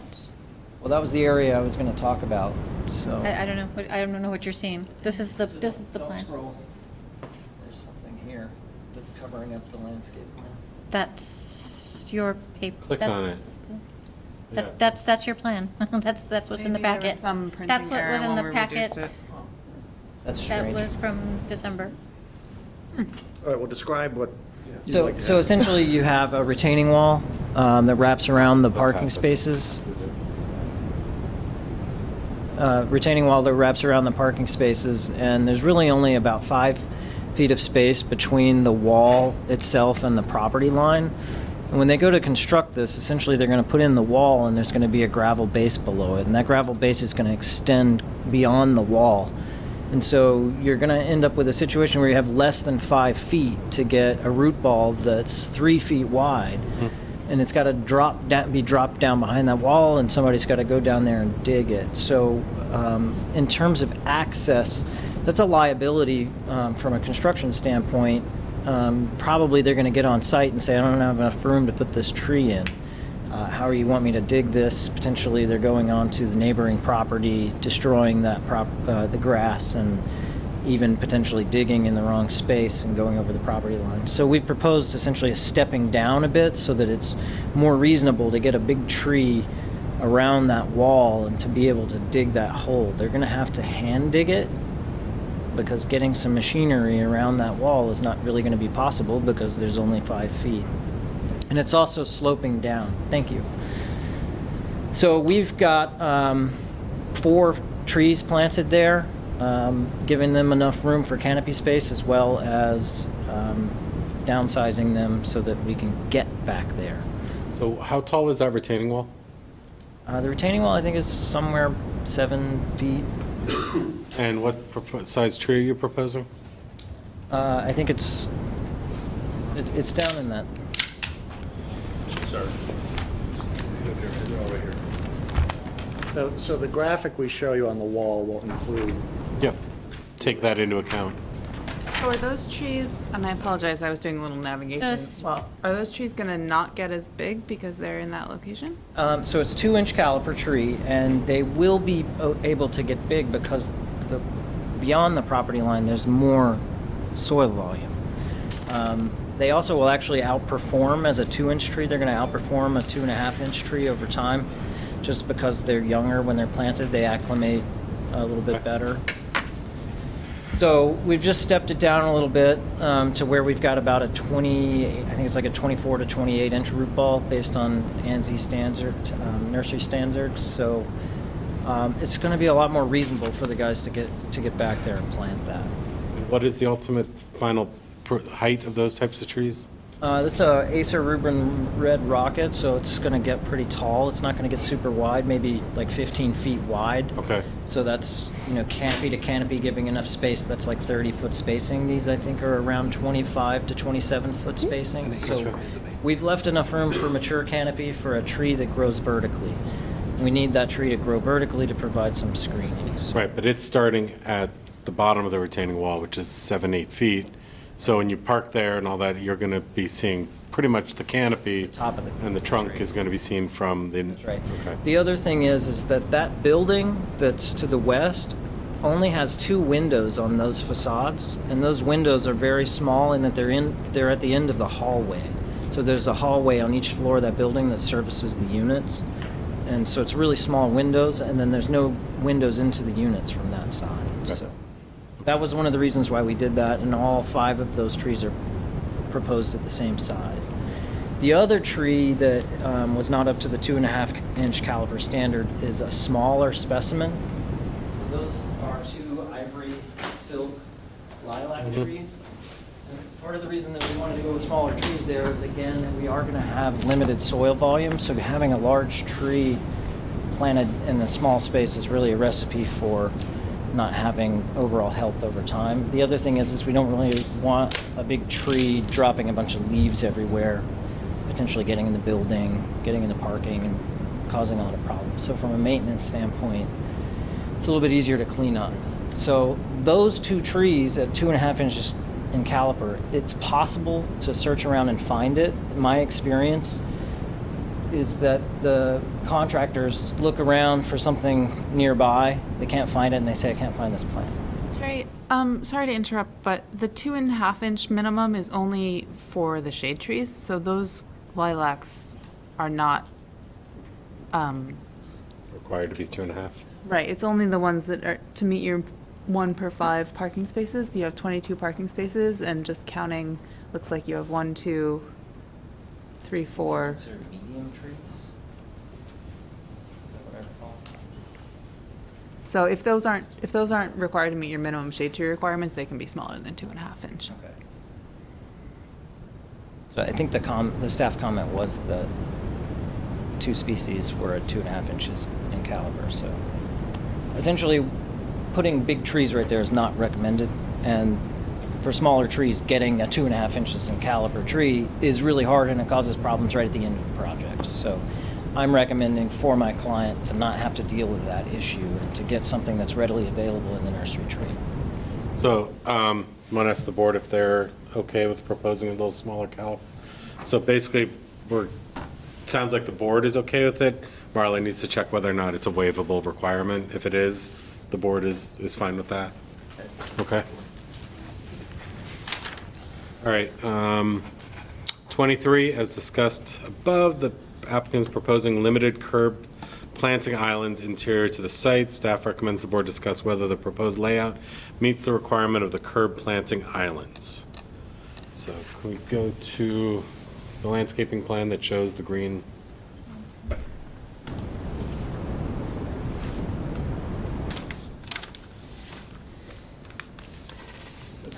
Yeah, that's the old one. Oh. Oh, that is the old one. But there's only interior planting islands.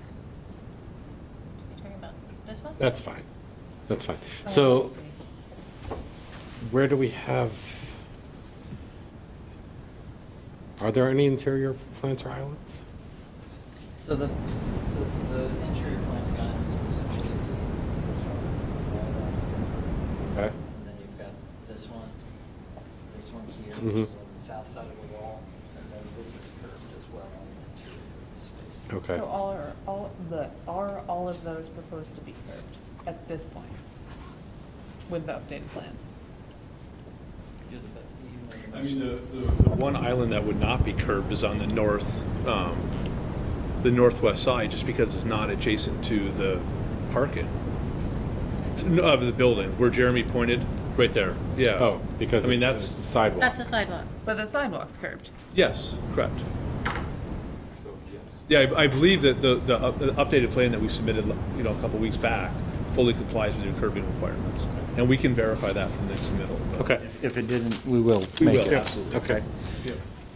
All right, number 24, staff recommends the board require the applicant to modify their proposed snow storage to be feasible and to not result in destruction of proposed landscape.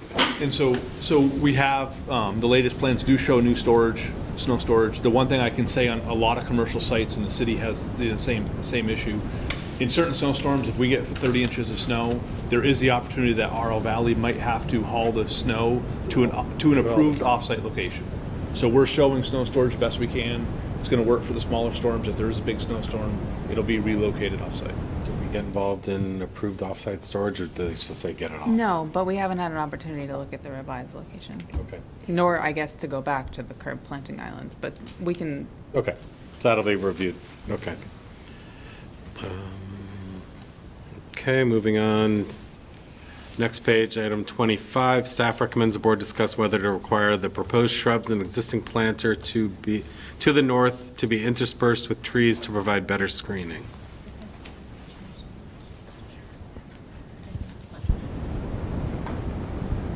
So I think that area we've already agreed we'll have to put more screening in there for those parking spaces. Right. That's this bit. Yep. So we'll update that. Okay.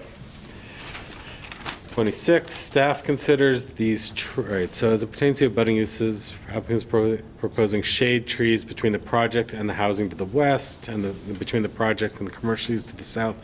Both of these properties will also face on a retaining wall.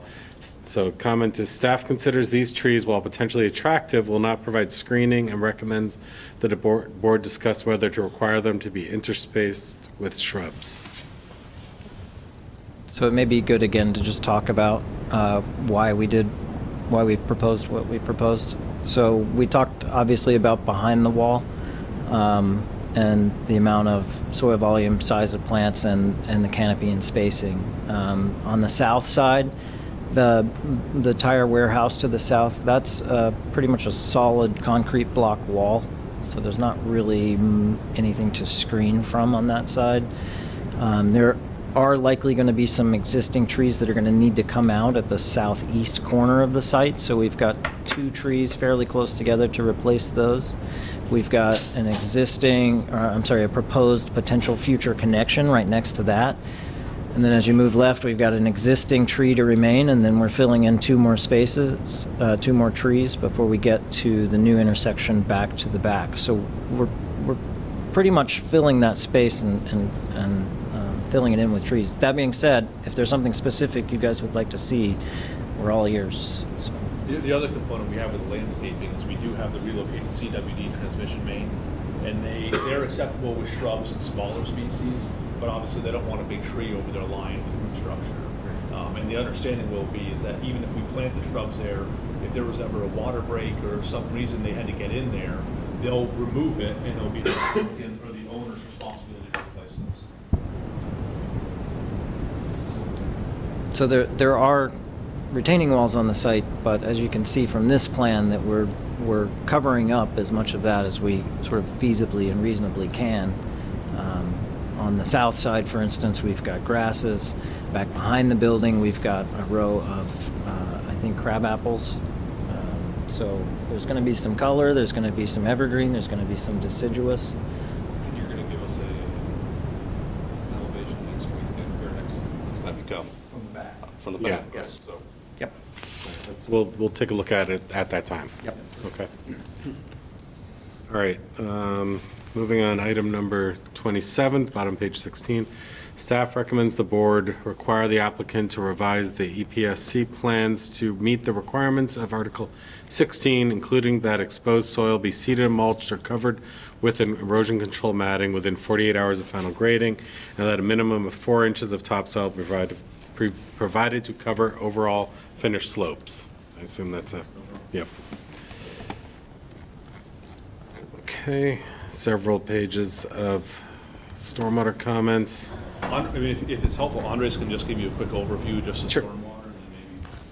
And then also the comment that you will address the comments of the stormwater section as well after you. Sure. Okay. Yeah, so just the general overview, if we looked at the plan, we've really tried to make a substantial improvement over the existing conditions on this site, where currently right now there's no stormwater treatment at all on the site. And so we've really tried hard to maximize the stormwater treatment on the site by really 2 primary stormwater features, one being a set of infiltration chambers, which you can see on the south side, just to the south of the building there under the parking. So those chambers are designed to collect the parking, the impervious surfaces, not necessarily any of the hotspot area where the fueling is going to occur, and that was one of the comments. one of the staff comments, and we've had some correspondence with the state about that in terms of making sure that those areas are separated from the infiltration facility, and that's been acceptable. And so the second stormwater feature is in the southwest corner in the oval shape area there in the back in the green space. That's a bioretention area, so that's a surface area which would be planted with small plantings, and that's designed to basically act as a filter for any of the water kind of from the lower site on the southern edge that we couldn't get into the infiltration chambers. And the reason we are going with the surface feature down there is because the soils are heavier down there, so we couldn't use an infiltration practice, so that was really our next best option there. So that's the general overview of the project, and I know that there were several staff comments, and we actually went through all those comments, and we feel we can adequately address all those comments pretty easily. Okay. Yeah, there's The stormwater comments are pretty technical. You know, I'm pretty fluent in stormwater to say that they're not insignificant. So hopefully you can work through them, and I'll send your responses along to the stormwater section. Yeah, we definitely can. All right, moving on, item number 29. Staff recommends the board require the applicant to demonstrate adequate circulation for all users, including delivery trucks and fire trucks. And so we did do that, and they're on the latest set of plans, which we can resubmit or. They were in this. Look at them real quick. So we did it for both the fueling truck is actually WB65, which is the largest vehicle you're ever going to have at the site. So we have those turning movements there. And then we also, if we go to the fire chief, he had some comments about when they access the site, they actually want to stay a certain distance away from the tank area. So they're likely to use the south entrance. So we've also shown, their truck going into the site where they can put their riggers down. And we're happy to, meet with the fire department or go over the turning movements before the next meeting with them. Could, because, I'm seeing the fueling truck station, obviously that's taking into account no one in the parking lot. Yep. And then the fire truck, where the fire chief plans on setting up the outriggers and stuff like that. And we can chat with them. Like I said, we were just looking at the report, and it was a certain distance. Mm-hmm. And based upon the distance that he provided, we assumed that they'd only utilize the south entrance. And actually, one of the stormwater modifications that Andres is going to do is we're actually going to shift the infiltration chambers a little bit further to the west to accommodate, because the ladder truck has pretty heavy their landing gear. And so we want to make sure that doesn't impact any of the stormwater. Chris, what direction did you assume the fire truck was coming from? Well, we can do it either way. So we assumed based upon, and we can, when we get to his comments, we can talk about it, but we assumed based upon the separation that he wants from the tanks, that he'd only use the south curb cut now. What direction did you assume it was coming from? We did it both South? ways off Route 7. There's adequate room for either way, so they can enter the site from the southbound or northbound. I mean, that curb cut's, it's 40 feet wide, so it accommodates, that's the widest we can have it, so. So the only thing I want to make sure that you review with the fire chief and they review and all that is the grade change once they pull in on the south curb cut, if you're utilizing. Yeah, we can certainly, we can meet with them before the next meeting. I would not be surprised if they would, you should talk to them. I would not be surprised if they strongly suggest that the site should be accessed from Station 2, which is south on Shelburne Road. Yep. And like I said, yeah, so we submitted the application back in October. We got the staff report. We've not met with the fire department, but we're certainly happy to do that before. Yep. Okay. All right. Yep. Oh, okay. So 30. All right. 31, staff recommends the board require the applicant to be assessed a fee of 25% of 8/13 of the assessed value or 91,400 or similar calculation based on the assessed value at the time of the zoning permit application for demolition of the hotel. This is based on the housing replacement fee, which I think we touched upon a discussion earlier in the night, and I assume we're going to be discussing it a little bit now. So, I couldn't disagree more. with, This is short-term housing. Mr. Hochner's already, it's not short-term housing, it's not housing, it was being used as, he was paying for rooms and meals, and therefore it's a hotel. Hotel's a hotel. And I understand that some people may have chosen to live there longer than a week at a time, but if he was paying the rooms and meals, we've been through this before. It's a hotel, and it's not apartment buildings. You're not tearing down housings. so do our LDRs go to a technical review or a technical determination, or does it go to what the actual site was being used for when it goes to determine housing stock? The standard is for the removal of any dwelling unit. It does not say anything about the legal definition of the use. It says any dwelling unit that is demolished shall be subject to housing replacement. What's a dwelling unit? Is a hotel a dwelling? A building? We discussed that at Sketch.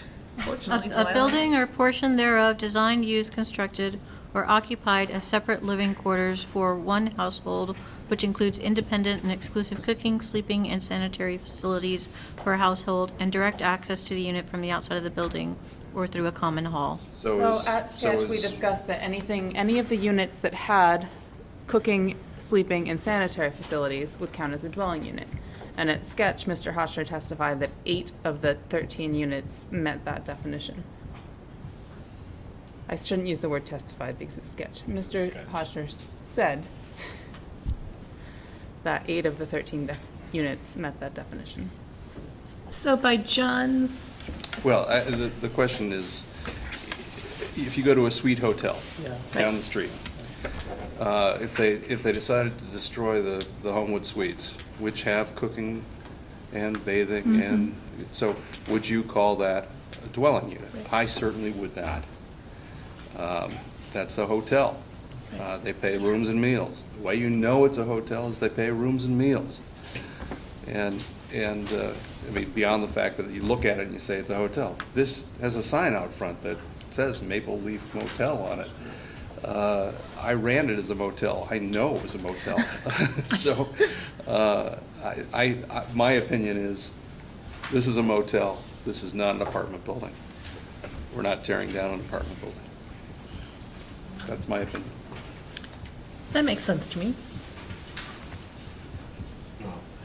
I hear that, and I know we've had discussions in the past on different types of housing stock in terms of replacement. I know this is a different issue, different criterion, but I'd like to get a little more input on that. I mean, it's something that we're basically going to be deciding. It's not a. Could I just provide some input? Yep. My first real job was cooking for a judge who said, stop arguing with me when I ruled in your favor, because I might change my mind. But so far, you haven't made a ruling, so I'm going to argue with you. Right. As I interpret your housing replacement fee, it is due when you convert a residential use to a commercial use. Your ordinance carefully outlines what are residential uses versus commercial uses. A residential use is something, it's housing. A commercial use includes a hotel room. Now, the hotel rooms, by definition, might be defined as something that sounds a lot like a residential unit, but this was never permitted as a residential use. It was permitted as a commercial use. And so, because you're not converting from a residential use to a commercial use, rather you've got a commercial use that you're tearing down, and we think no fees do. I hear your argument. You hear John. You hear some board members. I don't think it's something we need to make a decision on tonight because it's not a site plan related. It's more of a writing a check or not writing a check basis. This that we isn't can. zoned in residential. correct? Correct. This is the C1 This is- R15, I think, right? So, yeah, Commercial. it is. Yeah. It's C1, it's both. Okay. Okay, so it's something we will discuss further. It sounds like we hear your argument, you hear some board members, you hear, so, okay. All right, number 32, staff recommends the board consider the area within the fueling canopy to be part of the parking area and thus subject to this standard. What standard? Lighting. So is this where we're talking? So this is sort of where the building thing gets to be important. If the canopy, sorry, microphone. If the canopy is a building, then the lighting in the canopy is inside lighting, indoor lighting. And you can have however many lights you want. You can have a television recording studio. But if it's not a building, then it's part of the site, and it's subject to the maximum site illumination of 3.95 foot the maximum illumination at ground level on average shall be no more than 3 foot candles. Do you need more than 3 foot candles? Yeah, I mean, sometimes you've just got to do the common sense test. You can't fuel your car with 3 foot candles. I mean, we're, masters at trying to reduce, the illumination, but we've got to have illumination that is safe for somebody to fuel their car. Can you meet an average of 3 with the illumination you need under the canopy? I think we can, but I got to. Can we bring up the lighting plan? But it sounds like this goes to a bigger picture discussion over whether the canopy is a building or not, because then it goes to parking in the front of the building and using it for that criteria. Because if the final determination is that the canopy is not a building, then we have bigger issues with parking. If it is building, then that solves that and solves lighting. And I'm still of the opinion that it's a Yeah. building. The definition seems pretty clear. It does. Yeah, it does. On the broad question, Yeah. do you believe we can meet the standard? So it'd be pretty difficult, I think, that you start to compromise what function these lights are serving right now. So, Chris, is there a picture of the canopy in the application? The existing? Mhm. There's not. Okay, so the I think existing. we know what it looks like, but, yeah. So the existing condition, you see where the existing fuel canopy is. There are 12 lights underneath that canopy, and they extend down about 6 inches before they have another 2 or 3 inches of some sort of polycarbonate cover that goes over that. And so those things are probably HID lights inside, and they're blasting light. But what that light does is it actually does the site lighting. So you don't have to have a pole somewhere in the middle of the spillover. Yeah, exactly. So there's 12 existing lights. Now with the 5 pump scenario, we have 15 proposed lights, but only 5 of those do the same function as those 12. So this is LED, high efficiency, low wattage, a lot better lighting distribution. And where you see the C1 labels, those are all of the lights that are not only providing lighting for underneath the fuel canopy, but they're also providing light for outside of the fuel canopy. And they function a little bit different than a site light. First of all, they go in all directions, whereas site lights generally are not what's called type 5, where they're going in all directions unless it's a big parking lot. So they're doing that. And then where you see the C2 lights, those are actually focus. They're called focus lights, and they're just going to put some light underneath the canopy at each of the pump stations for the people using each one. So yes, we have 15 lights proposed here, but really But there's only 5. 12 if we lose pump 5. Yeah, I think we'd have to look at the lighting plan again. So the other thing to take into consideration is that it looks like on the easternmost C1 under the canopy, you're spilling out onto Shelburne Road. That's right, but in the existing conditions, you have 3 high-intensity discharge, non-shielded lights spilling out there, so that's the existing condition, is throwing light all over the road. In this scenario, we've only got 1, and the other 2 lights that are there are actually facing back the other direction towards the pumps. Can you shield those front lights so that you avoid the Shelburne Road We- spillover. So we actually, we talked about that tonight, about whether or not we can put a cutoff, and we can, but one of the ramifications that we actually wanted to provide is another site plan just showing where the streetlights are along Route 7, and they're actually so far away that there's no lighting here. Half of them don't work, so. So we actually feel like in some ways, and again, depending what the board feels, is that having a little bit of spillover, and I know the bike and pedestrian committee we have to go in front of, but it actually is going to help illuminate that sidewalk and make it safer. So we can certainly look further into that. Okay. There are standards in the LDRs about off-site glare. That's what I was going to say. Whether we like it or don't like it, I'm not sure if we They're have the, right, the standards. Yeah, okay. Can I Yeah. And your performance standard discusses off-site reflected light. It does not discuss or limit the direct lighting that goes off-site. You need to read the wording. It's not very clear what exactly is being asked for with the indirect light. It seems like where it's going is how bright is it outside of the property lines, but then it defines indirect light as not being direct light, as being reflected off of buildings and surfaces, which is not actually a type of calculation that is typically done. And I think it would be good maybe even to read that here. It's A10, item A. It actually might be the next note. Okay.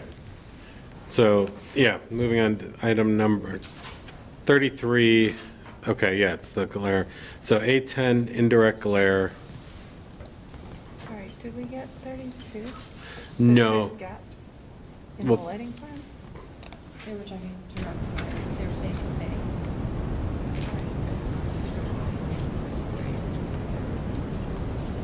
A. So, and then just before this definition in the regulations is direct glare, which it actually says includes direct and indirect. So this is specific to the definition as defined in the first sentence of A. For the purpose of these regulations, illumination beyond property lines, I got that. By diffuse reflection, so now we're just talking about the illumination coming from the reflection off of a building. We're not talking about the direct light. And because the direct glare is defined just above that, it's very confusing. And there's still more to it that doesn't make sense. So what we can do is ask you what you'd like to see. And I think what we're getting at is item B, indirect glare by illumination at ground level shall not exceed 0.3 foot candles maximum. I'm assuming this is outside of the property line. I can give you that information for direct glare and indirect glare. And it's going to be, so this is including the direct light coming from the fixture, which is the worst case scenario, is going to be less than that number.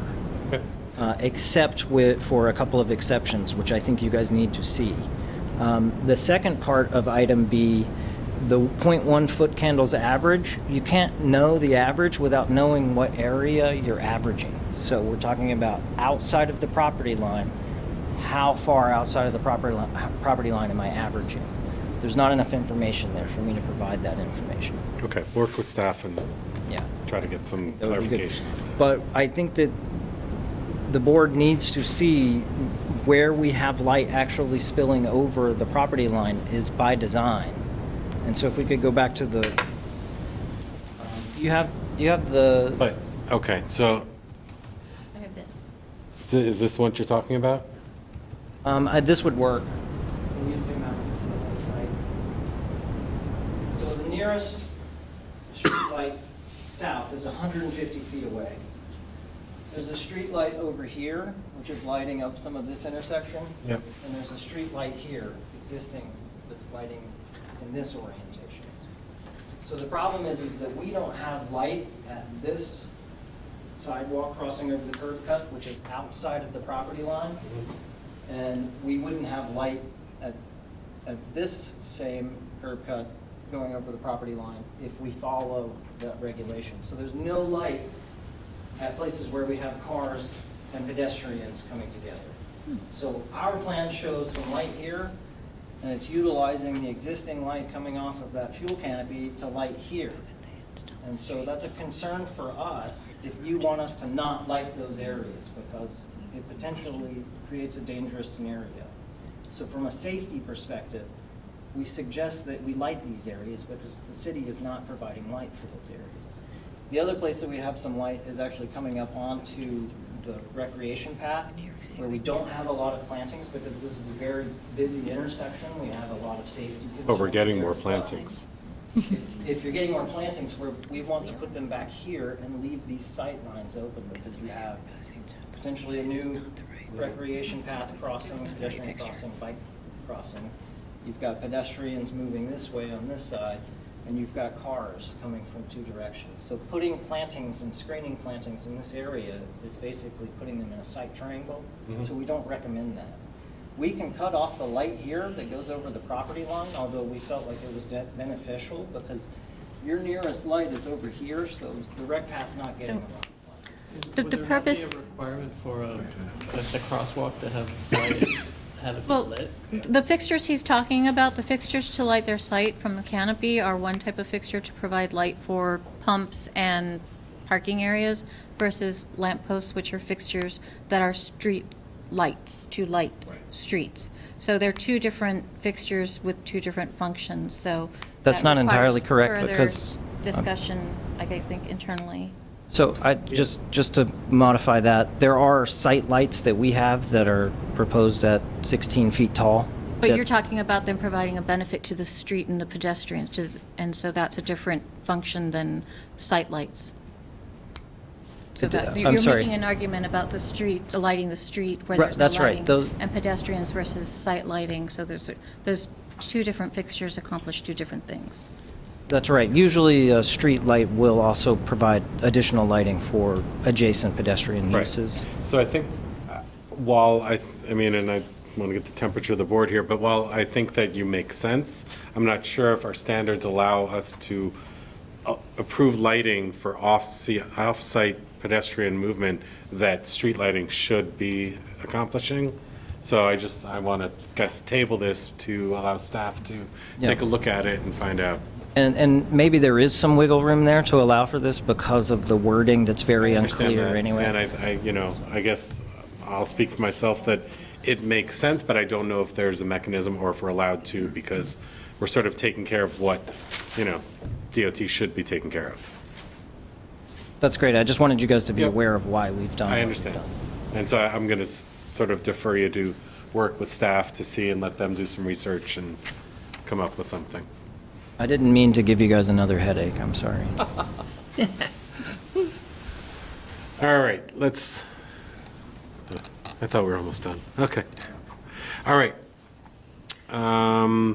33, there was gaps in the photometric? Yeah, Is that it something? seems like maybe we just need to spend some time on the Okay. lighting plan. Yep. So one of the comments was the board may wish to invoke technical review. I think we may want to defer that was gonna say, decision, let's- but I'm not sure how confident we are in, I guess we'll just defer that decision. I was gonna It's not great with lighting. No, but I was gonna say, let's take one more stab at it Okay. in terms of reviewing the standards, reviewing the spillover and stuff like that. And then if upon further review, we want to, we'll invoke technical review. That sounds great. Okay. It would be nice to know what the foot candles are. I mean, you're going all the way out 2 lanes. Right, what those are. Shelburne Road. It'd be nice to understand not just the foot candles on the site, but the foot candles off the site that you're pushing. And I'm not looking to get that calculation as we talked about, but yeah, as John said, there's lines. What are the foot candles in those lines? Right, essentially you're talking about taking the existing lighting and trying to pull it back. And that's what Chris was saying, that we had a conversation about how you could potentially, after installation, install some shielding to kind of keep that from happening. But I think what John is asking is that your photometric drawing go all the way to 0, or the Go to the edges of 1.40. where your light. Those different color lines are actually contour lines for the foot candles, so we'll just make what. Yeah, just finish them off. Put the dots, yeah, at this point. They are labeled, they're in the legend on the plan, so you could see what those values are as contour lines. But we have no problem providing you with more detail. Okay. All right, bicycle parking. Staff recommends the board require the applicant to update their plans to demonstrate compliance with short and long-term bicycle parking and facility requirements. Staff considers the bicycle spaces and closed lockers must meet the dimensional standards of 13.14. So, okay. All right. Staff recommends the board consider whether to require the applicant to provide an analysis of noise impacts at the property line, both for residential and commercial abutters. So, is this planned on being a 24-hour facility? Yes. Okay. Oh, that's one of the fire chief's comments. He was saying that as laid out, it doesn't meet the standards, so you'll probably want to, again, meet with the fire chief and get that sorted out. Yeah. I don't know, I'm pretty bad at fire protection standards, but you'll want to have a conversation with him. Okay. But, I think the noise analysis was recommended for the truck that's doing the delivery, which frankly I found rather absurd. I mean, the guy comes, he parks, shuts the truck off, and delivers the gasoline hopefully into the tank. So, There's not going to be any new types of vehicles coming Right. Well, that's, yeah, I think compared to what's already been driving down the street, right? correct. 40 years. I think. Yeah, there is a slight difference. Skip, your current shop blocks some of the noise transmission to the apartments to the back. That's a I good assume. point. Yeah. So, understanding that enough that we can confidently say you're taking care of things is all we're asking, I think. Something to keep in mind too, being that when we were running full-time automotive shop there, with the doors open, with the air tools grinding away. You know what I mean? The noise impact going forward. Maybe for. They're going to be electric delivery trucks soon, and the things are going to be useless, so we're going to plug it into everything. Oh, you won't need gas, so. Skip, the other point is, as an occupant of that site, where does the noise come from? To be honest with you, the noise on that corridor in Shelburne Road, all the noise is road noise. Yeah. Straight up. Yeah. Straight up. If you're down there during the course of the day, you get used to it, but then you'll have an ambulance or a fire truck go by, and then that's a whole different level of noise that's going on. But the delivery trucks, the way I had always set up for deliveries are, they're early morning deliveries, mid-morning deliveries. The guy comes in with normal traffic, truck comes in like Skip had said, shuts down, puts the fuel in the tanks, reverse out of there. The 5 maples that are going in the back, how tall will they get? 45 feet. Yeah, but maples are also deciduous. It's not going to do any good 6 months out of the year. Yeah, good point. So, I mean, one thing I think that was brought up is the fact that, originally you had your existing service station for when you had deliveries that was blocking, at least the delivery noise. I know you said when you were operating with the air grinders and stuff like that, making a lot more noise. But also you weren't operating 24/7 there, correct? No, we don't. So now you are operating 24/7, and you are going to have midnight to 8 a.m. And the assumption based on the turning movements is that deliveries are going to happen late at night when you. all depends on how much. Yeah, but the thing is, your truck turning movement showed driving across parking spaces to be able to move around the site. So yeah, and that was actually just the fuel truck. The delivery vehicles that RO Valley has in the convenience component Right. are smaller box trucks that are typically during the day. Right. And they, yeah. Yeah, those are basically just large Exactly. cars, from a noise standpoint. I mean, would it be useful to just have a noise meter when there's a delivery going on compared? Well, you clearly can provide that data based on all of your service stations. I think, yeah, just, We could do decibel readings Yeah. to listen to Route 7 noise and then also to delivery truck and what a previous vehicle fueling is. Yep. I think the road noise is going to be the. so you've got comment number 37, and then you have the standards above it, so. So you if can- the standards are 45 decibels and the fuel truck doesn't make more than 45 decibels, period, then you don't have to go any farther than that. The standard, though, is over a time. So I think it's. 1 hour averaged average. over- I think it's, as I recall, it's averaged over an hour. Yeah. So that the fuel truck coming in for a few seconds might make Right. something over 45 decibels, but you average that over the. Right, it's Right, sort so of just at what provide that point in your data. analysis you get to stop analyzing it. Right. But it's at the edge of the property, right? I mean, it's. Yeah, it's right, and maybe they get to probably that not point. gonna make Maybe it. the fuel truck never makes over 45 Right. decimals and you stop your analysis there. Or Yep, maybe yep, the average yep. is under and then you stop there. Or maybe it's over, but you have to stop at the property line. It just, how far you take it depends on what the results are. Okay. All right, signage. Staff notes the board may not approve plans showing signage. Good. Thank you, John. Okay, got a bunch of blue comments. Address the comments from the Champlain Water District on both transmissions main and the water service for the property. The project can't move forward without them agreeing to relocate the water line. Yep, I'm just saying you got about So, To 30 comments. Yeah, to go over, it, they're all very minimal. The one that we were kind of shocked by, we had met with CWD, we had a letter, we thought we were in good shape going to sketch. Mm-hmm. They were basically asked to put everything on the table, so they put everything on the table. The one condition they have that we're looking at is they want the sleeve and the water line replaced under Route 7, even though Skip Hawker and Skip Valley are not impacting that, we're not changing it, we're not doing anything. So what they've told us is, hey, as long as you come up with a dipper approved thrust block, so we don't have to worry about the unrestrained pipe under Route 7, we'll probably be okay with that. So that's what we're working on now, and hopefully we'll have an answer for the next meeting. We don't care, we just But want we you don't to have a resolve those project on comments. CWD sign Yeah. off. Yep, okay. So where are you with that and will you have that by March 4th? Well, I mean, I mean, that's a complicated, long negotiated legal document. And until we get some sense that. Technically, I mean, since 2007, the state has jurisdiction over the water, so we have to satisfy the state potable water and wastewater permit and the water supply permit, and we can't get either of those without CWD sign off. So our general view is, if there are things here that are an impediment for other reasons to the project, we're not prepared to enter into, lengthy legal and expensive negotiations with CWD. I mean, what we'd like is to make that a condition to the permit, and then we will sign an agreement, that, negotiated agreement. I mean, what we've done is we've negotiated sort of a term sheet with this last wrinkle they said, but we've not gone into the extensive, easement. I mean, there's easements and it's pretty complicated. Right. And like I said, out of those conditions, the big one is the sleeve. So, and Skip Hawker and I've met with CWD. So are you comfortable with making a condition of the approval compliance with CWD? Yes. Okay. Okay. Without it. Yeah, without you don't have a project. So. And we also, I mean, this is a local step. We still have, like I said, the state potable water and wastewater and the water supply permit. Yep. And relocating that transmission main is a big project.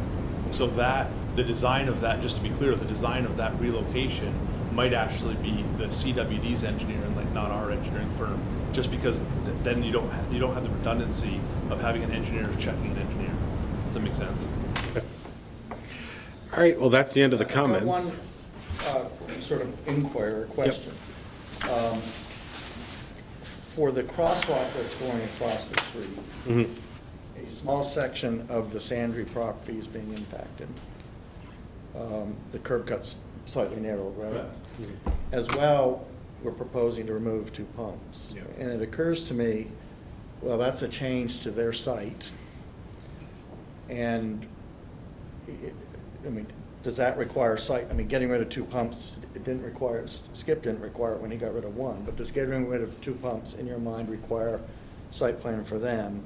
And then the narrowing of the curb cut, is that administrative? I mean, I don't want to get to the end of this and say, oh, by the way, guys, you Right. forgot to get site. You didn't dot your I by getting for site. something that's Yeah, yeah. across. So I'm just asking for some guidance And I'm going to turn to my left.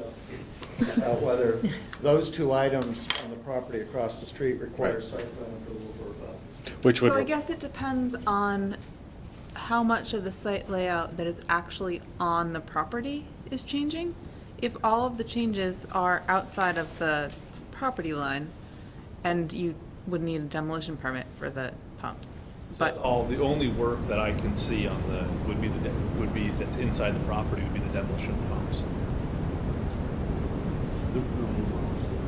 So Delilah, just So checking you don't- me on I this did- one. So that shouldn't be a problem. Let me just check on this one, Delilah. If they're only demolishing, do they need a site plan amendment? Would it be an They're- admin site plan amendment? They're only demolishing, probably just need, Are they demolishing the building No, too? just- No, the pump. Okay. But listen, I don't want to get in trouble with Vince. And the canopy that's there? And those guys in the store, the proposal is just to remove the gas pumps. Got it. And they'll just go to a service and sport and tackle. There is a building. So if it's, So at worst, it would be an admin site plan. no, but if they're getting rid of the canopy, That that would be is potentially an admin site plan. the admin site plan? Okay. I said we need, I mean, we can do it if it's required, but Yep. But you wouldn't want, no, understood. Okay. We'll make a note of that and look into it, but that's a good question. I appreciate you bringing it up. Okay. Any further comments from the board at this point? Thanks for your patience. Any comments from the audience? Thank you. Even at my advanced age, I still lay awake nights worrying about how badly meetings can go. And this has gone considerably better than I ever imagined. That's because I'm really rusty at being chair and. Mark's easy. thank you all. Thank you. So we still need to have a continuance date for, in the future for. What do we decide, March 17th? March 17th for this?